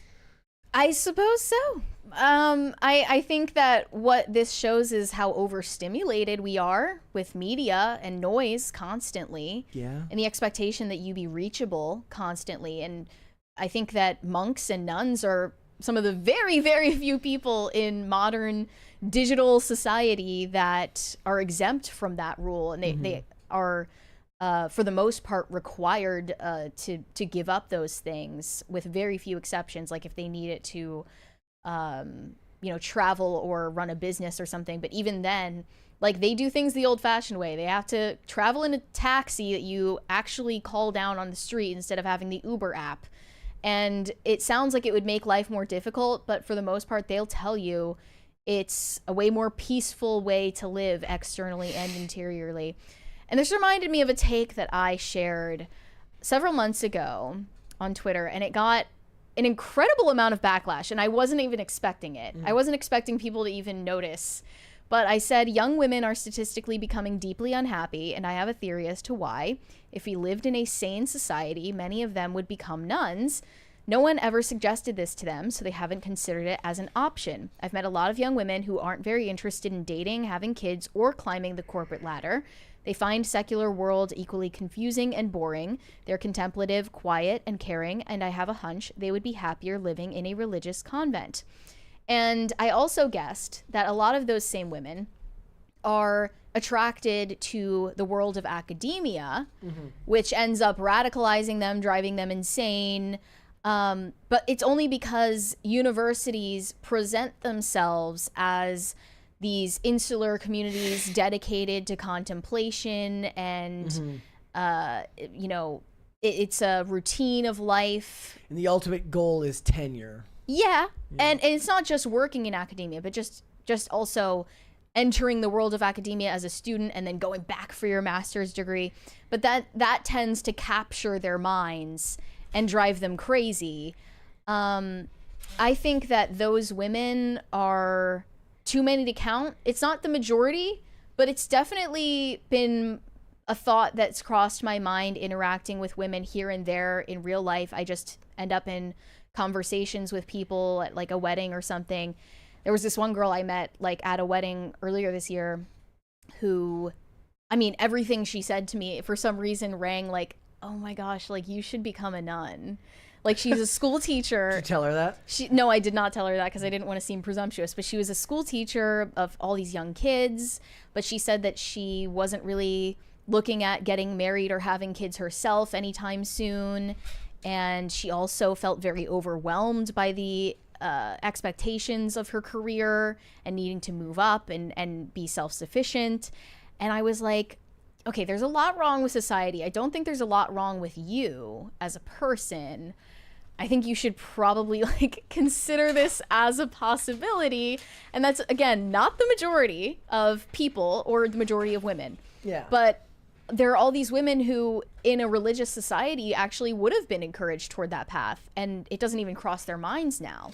Well, yeah, I feel like unless you grew up in a household where some religion was even taught, like you're just never gonna. It's like, how do I even get involved in that? Even in most like Catholic households, I'm guessing this would never even come up, and like a lot of women who become nuns these days are probably discouraged from doing so by their family members. It becomes a joke in a TV show where like a mom or a dad, when their daughter reaches like the age of 16, they say they're going to send her to the nunnery. As if it's like the last resort or something. To keep her from acting out. It's sort of like what we were talking about earlier with Gen Z going into marriage with way more discernment and mental preparation because they're less likely to get married in the first place. I don't think that any young person these days is going to opt to become a priest or become a nun just because it's something that society has told them to do. They're only going to do that if they're extremely convicted in the decision. I don't feel like society's telling a lot of people to go into the seminary or at all. The opposite. The very opposite. So it actually is like a sign of hope. Society is telling people to stay home and masturbate on drugs. Yeah. A school, like a teenager start making TikTok skits, like going to his guidance counselor, like, I really want to join the seminary. Like, how would I get into that? The backlash that I got to this was kind of crazy from also like other Christians and some other Catholics, but I also noticed there were a lot of women who didn't follow me responding and saying that this resonated with them. One of them said 1,000 years ago, I would have been a nun and loved it. Another one said, I have loosely considered this. I'd probably have loved convent life if it weren't for the religious aspect. I mean, I feel like there were most atheists of this, saying they wanted to become nuns as long as they didn't tell anyone. I feel like most of this is just people who feel overwhelmed by technology, looking for a quieter world. Yes. Another one said, as far as I remember, this is the first time someone has mentioned something that's played a central role in my life. If I could, I would have become a nun at a young age, and what you say is spot on. And even Grimes, of all people, responded to me saying that she is long considered being a nun and that she thinks I'm dead on with my take. Grimes, of all people. I did not expect that one. But yeah, I got a lot of backlash from people who were basically saying it's a zero-sum game. You either win by getting married or you lose by not getting married. And that's a very reductive view. I think that nuns are the closest thing we have to damn near Disney princesses in society. Every nun that I've met is an extremely joyful person, and it literally exudes from them. In fact, last week, or over the weekend, when I was at church, I was flagged down by a Gen Z nun who was standing at the entrance of the church, and she was handing out flyers to women who appeared to be between 20 and 30, saying, like, you should come to this retreat about discernment toward religious life. And she was like seeing the look on my face, and she was like, you don't have to be like jumping for joy at the idea of becoming a nun or anything, but you should at least know what this entails in order to make an informed decision. And I was like, you know what, maybe I will. Well, then I have to ask the question, would you ever consider it? No. I don't think that I'm one of those women that I'm describing. Like, I don't relate to them. I just know that I've met many of them, especially in Catholic circles. I've met many women who express basically zero interest in dating and marriage and having kids, but they also are like beyond the, like they're nowhere near being interested in dedicating themselves to a career either. They find both of those things equally uninteresting, and they're not uninteresting people. Like, I don't think that those women are boring or there's something wrong with them or defective about them. I think there's a lot more defective about the culture that surrounds them. No, I imagine that their explanations for why they chose such a unique way of life would actually be really fascinating. Yeah. And very introspective. That's actually why I'm planning to go to that retreat, because I want to ask, like, these Gen Z nuns, they actually are Gen Z nuns, why did you make this decision? And I don't think people are really open to hearing that. It's like controversial for some reason. All right. Let's finish up these super chats. Finish up the super chats.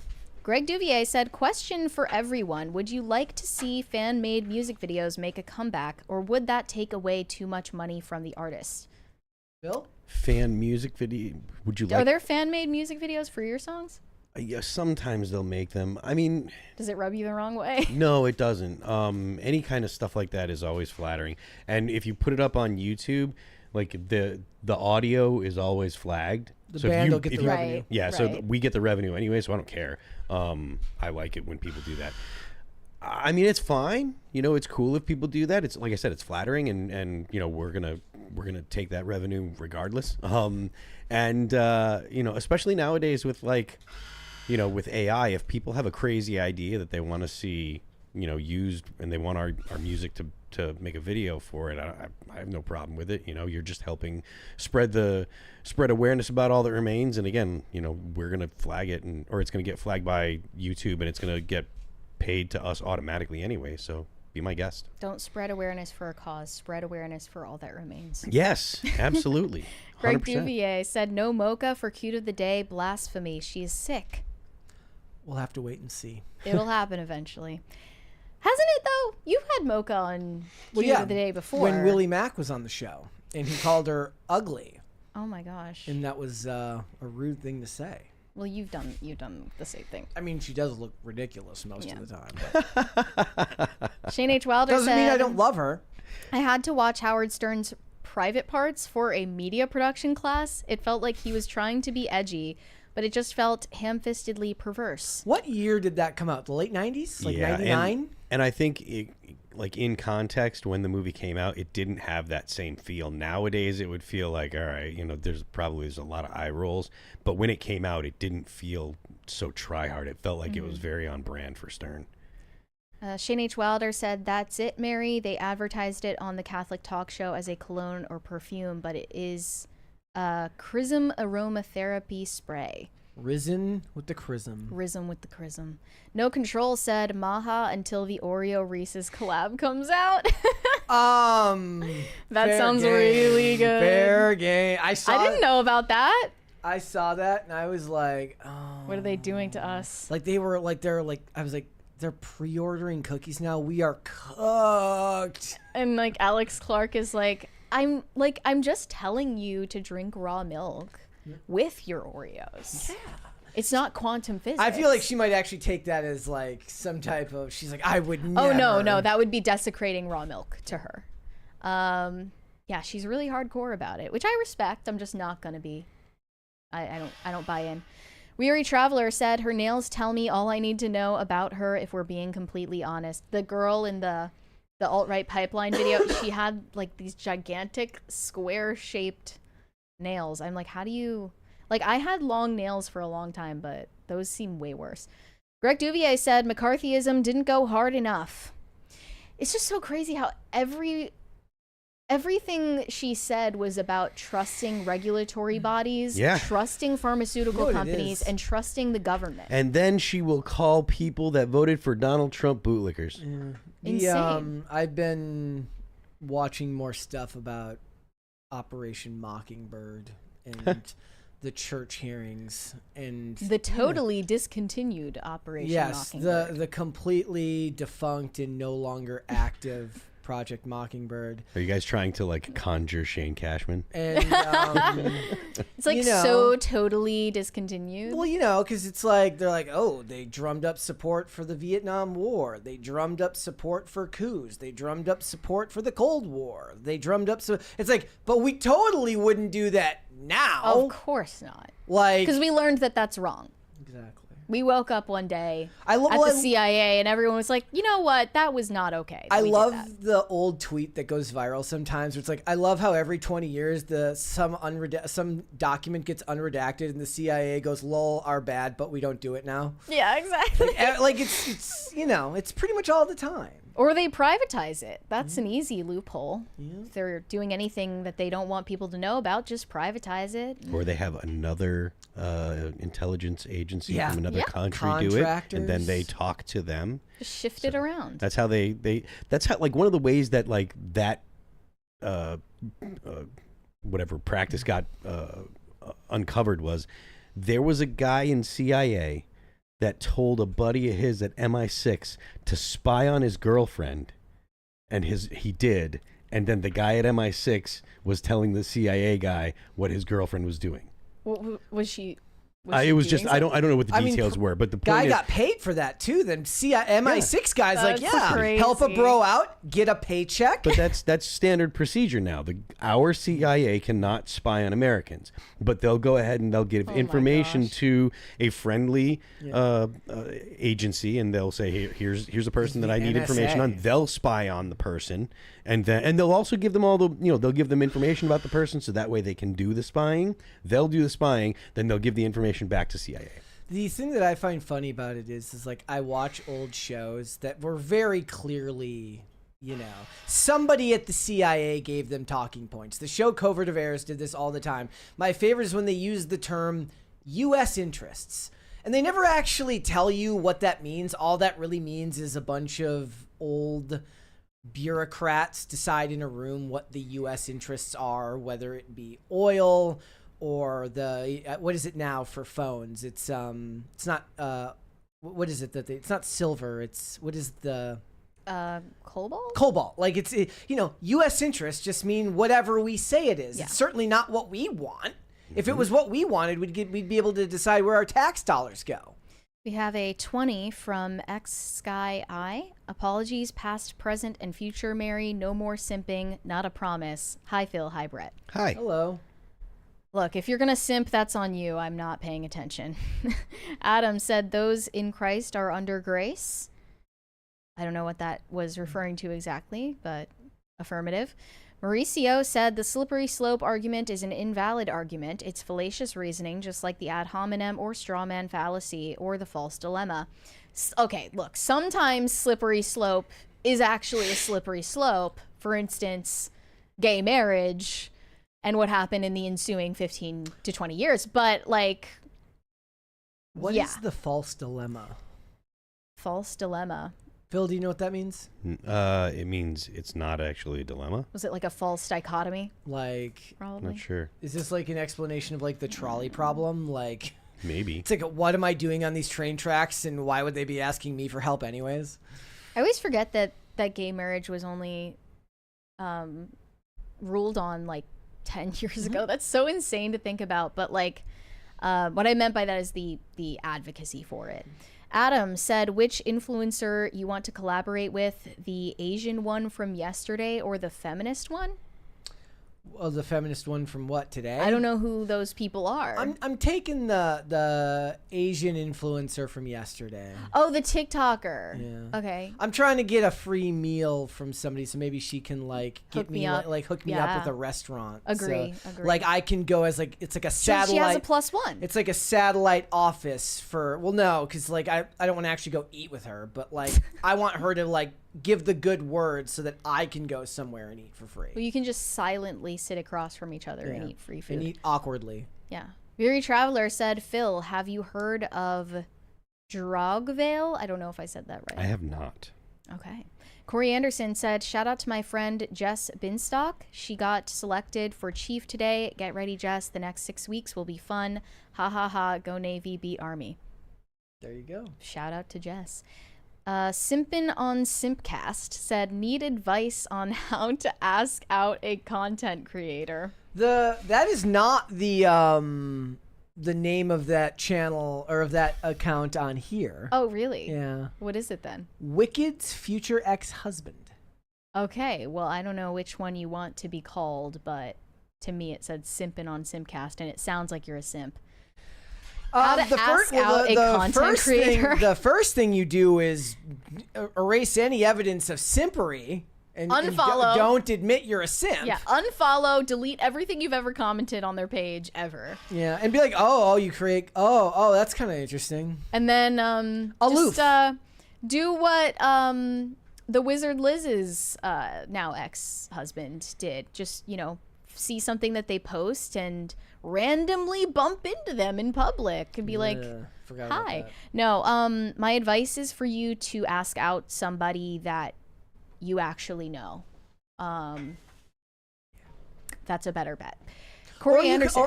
Or you could do what I did and send them a meme about Joseph Stalin. Well, that's not like that's like not you simping for some like person. I'm just saying it could be a universal tactic. Maybe. Corey Anderson said, Phil, Ian can play guitar. Let my dream come true. No. All right. Vow of silence is why Mary is leaving the country. I am not leaving the country to join a convent, contrary to popular belief. Kenneth Hart said, swear to, well, I'm not going to say that. If either Brett or Mary doesn't know Ender's Game, I won't unsub, just delete like the dude, bro, y'all abandoned, LOL. I've watched videos about, like, from one of these, like, channels that reviews books and movies, but I don't remember anything about it. I have no idea. Sorry. Same. Shane H. Wilder said, nothing wrong with hanging with nuns. I went to Latin High Mass in Charlestown with some monks. Not a life for me, but it was pleasant and peaceful. Sounds peaceful. I'm sure it is. Weary Traveler said, these people who want to be nuns, monks, priests, but are not religious can just be hermits. I mean, I think they would just eventually fit in, right? The girl that was asking, like, can an atheist become a nun if she's quiet about it? I was like, you know what? You should probably even just ask them. Like, they might say yes. Like, I don't know if I believe, but I'm willing to be quiet and think about it. Yeah, it'll work. Corey Anderson said, Jason recently posted a metal version of Hedwig's theme on YouTube. Mm-hmm. Yeah, he's awesome. He's incredible. He's like the best guitar player in the world. So. Kenneth Hart said, and yes, I'm a millionaire in Philippines peso. We bought 50 hectares? Hectares. Yeah. Hydroponics and water buffalo. Kids listen, racism and crypto pays. Okay. I'm not going to suggest that as a shirt.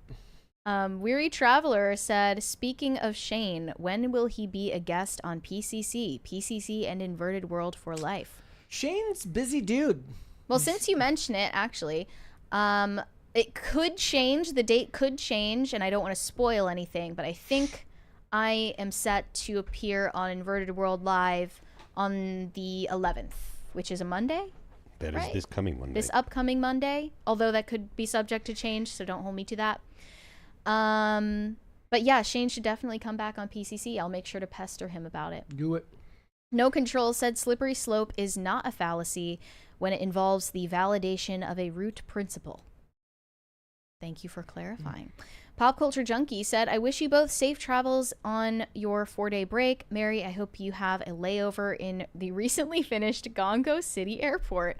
I understand the food is improving after the failed health inspections. Yeah, or at the very least, don't drink the tap water. I saw this disgusting video from... Oh, thank you. For what? So,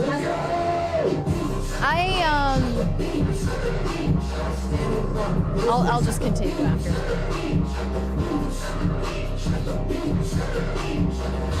All right, thank continue. you, guys. So you remember the Nashville airport, right? Yes. It's a really nice one. Like, I like walking around in there.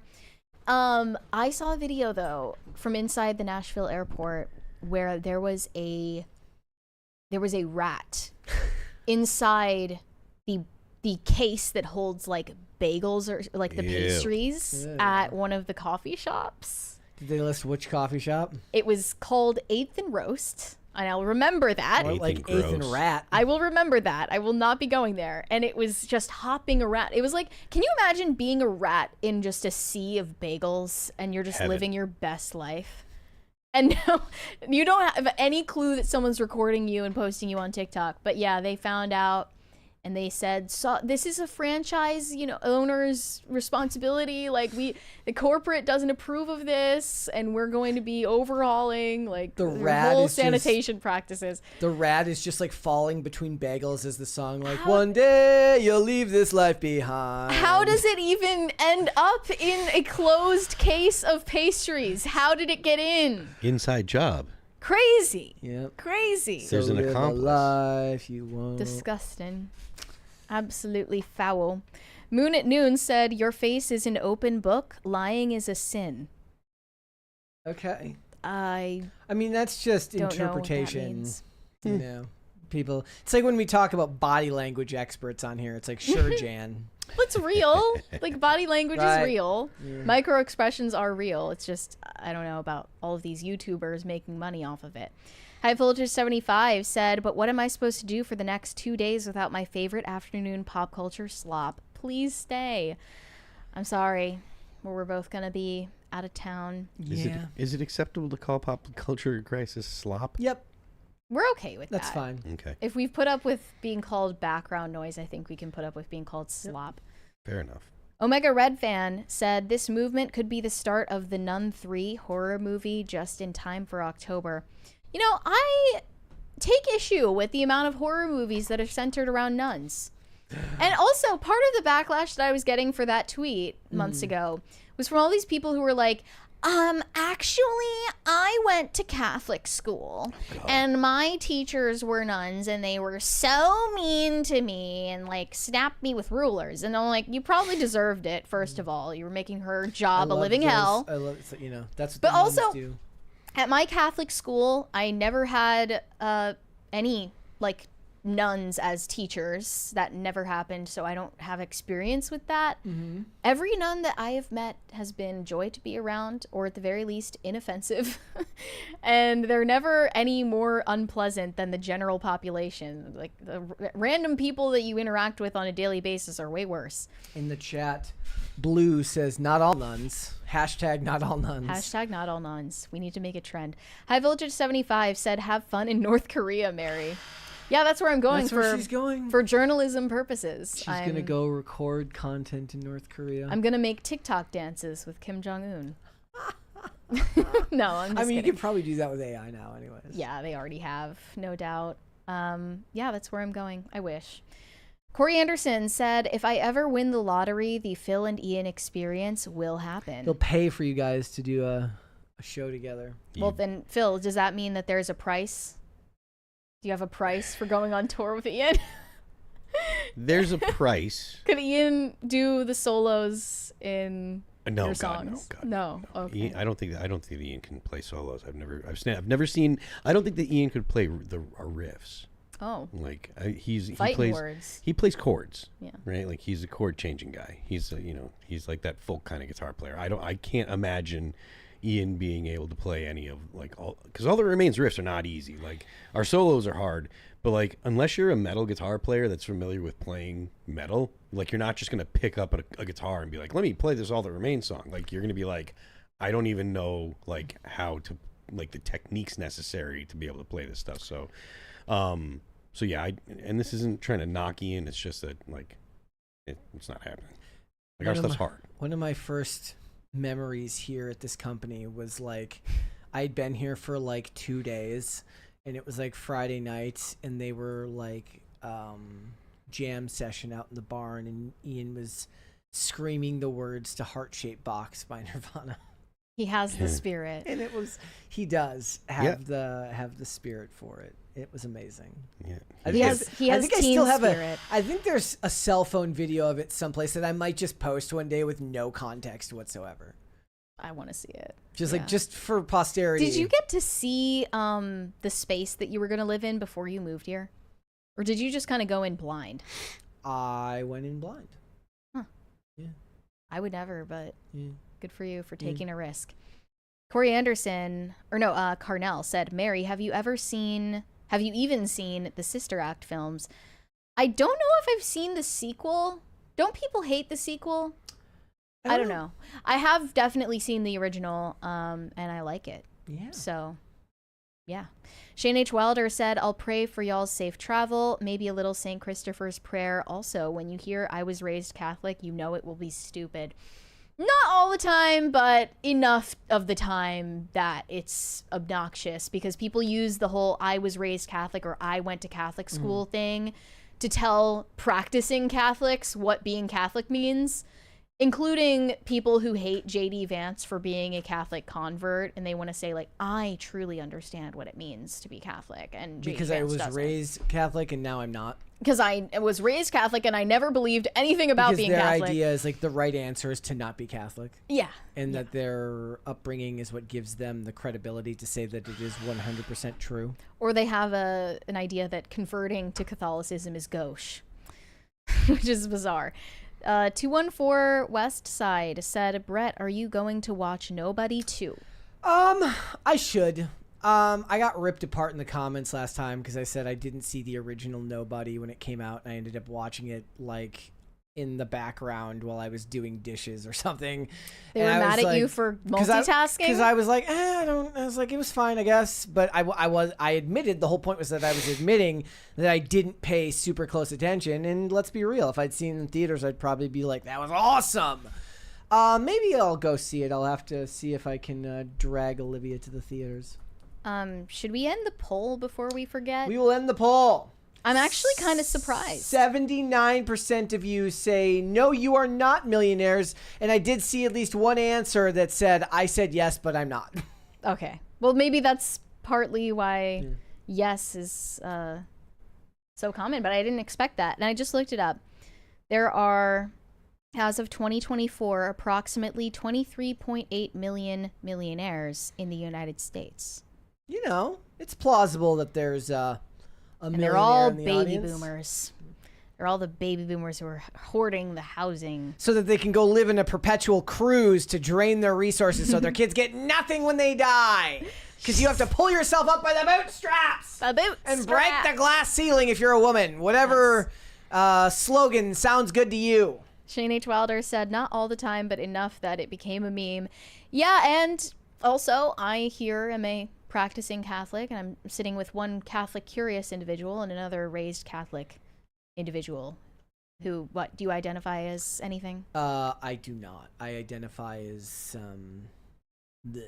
Oh, okay. I don't know if they have a section for that on the U.S. Census, but it comes up more now, given the fact that we're doing our pre-marriage counseling, and I have these discussions, and I do think about it, but you know, maybe I can go down the nun route and be like, you can just join and be like, I don't know if I believe, but you can definitely do that. Yeah.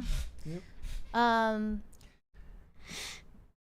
I think I recall reading a book that the statistics are probably outdated by now, but I think 1 in 10 U.S. adults are ex-Catholic, like former Catholic. That's a lot of people. Yeah, it is. It's a lot of people. And they're very loud and very annoying. Well, I mean, that's what that's what tends to be is like when they fall away from it, it's because something triggered in religious trauma, aka like having to go to church on Sunday and like wear pants. Well, no, because that was a joke that I used to tell. Was like when my parents divorced, my dad started bringing us to church more on Sunday. I'm like, you get divorced and I have to get up early? Yep. What the hell? Now, pardon my French, but what the hell?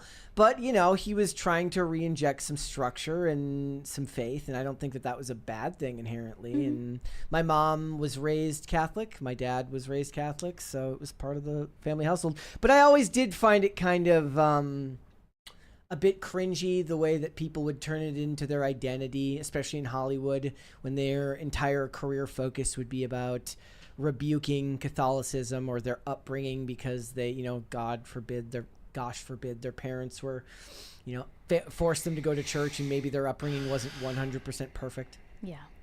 Adam said, is Mary Poppins a nun? Again, we need Shane Cashman here. I thought she was a witch, but you know, don't get Shane Cashman started on Mary Poppins. Yeah. He's obsessed. Shane H. Wilder said, "Oh, and I hope you like the book, Phil." Oh, yes. In fact, stay right here. Mary, talk, please. Talking, please. What was the book, Phil? I don't know.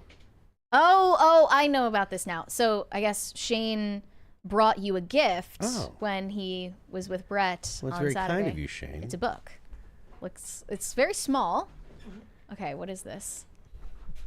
It's The Way. Let me see. Oh, The Way by Jose Maria Escriva. That's a saint. I'm so glad that he reminded me. Thank you, Shane, for reminding Shane. me.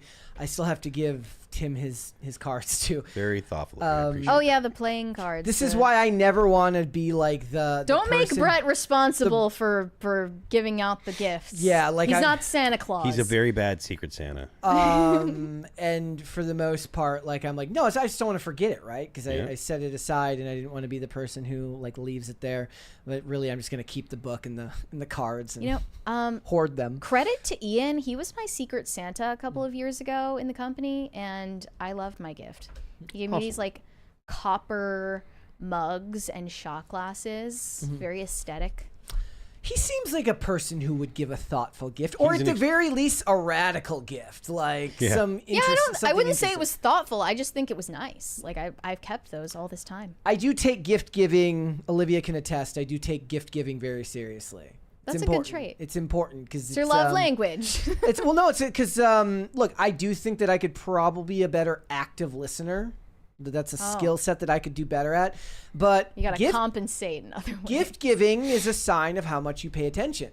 You know, if you can find gifts that matter to them. I have a whole notes app section with info and details that matter because it doesn't always hit me in the moment. Shane H. Wilder said there is a note as to why I thought you'd like it. Let's hope it's still in there. Maybe we shouldn't read it out loud in case he doesn't want us to read it out loud. But Yeah, I will be keeping that to myself if the note is still in here, which I don't think that it is. I'll check the bag. Maybe it fell out or something. Okay. I don't know. Now see, this is why you don't make me the gift. Nope. Damn it, Brett! No, now I got the note. Okay. Oh, okay, See? okay. Not my fault. All right, we're good. No, All right. it was not, We got one more. It wasn't even lost. Never mind, not your fault. There was no problem at all. Perfect. Okay. Are we all caught up? we Oh, got do one we more. have any on Rumble? No, we're good over on Rumble. All right. Andy Bobandy said, "Shout out Phil. Saw you at Rock USA in Oshkosh, Wisconsin. Oshkosh, Wisconsin. And got some sick pics with lightning in the background. Yeah, Rock I on and long live PCC. I just posted the picture from that show. There was one of That's those awesome. post a picture of you with crazy aura, and so I posted a picture from that show, and Auraful. there were a lot of people that were like, "That's not fair," and I'm like, "It's not supposed to be fair." Yep. The thing is, like, I interact with people on the internet a whole lot more than most dudes in my position do, and so people are like, and you even said this, like when you came to the show in Nashville, it's like people have this, you know, understanding of how I am when people are talking and stuff, and then they'll like see a video of me on stage, or more impressively see me live, and it's like, oh wow, that guy's like a real rock star. And it's like, yeah, like it's a legit thing. Like, we've been doing this for a long time. They're So like, oh people, wow, he got aura. well, that's the thing. You know, people are like, oh, you know, they see me being a normal person acting, not like I'm some kind of, you know, full of myself guy putting on airs and stuff. But then it's like, you get on stage, you've got the lights, you've got the rest of the band, and you've got the screaming, and it's at 120 dBs, and people are like, whoa. It was cool. You know? I hadn't So- seen you in that context before. It was really cool. She's like, oh, I'm so proud of you. you She did said. She said great, she did. sweetie. It was so great. It was so funny. She's like, I'm so proud of you. You did great. It's Yeah. like, thank you very much. You know? This 24-year-old kid's telling me he's 50 years Good old, job, been doing partner. it 25 years. And she's like, you did real good. I'm like, thank you. You're gonna be a great mom one day. Yeah, she I will. know. She will. I know. All right. Is that all of them? I think I saw think we're one all more. caught No, up. we got one more there. Oh, from No Control. Let me find it.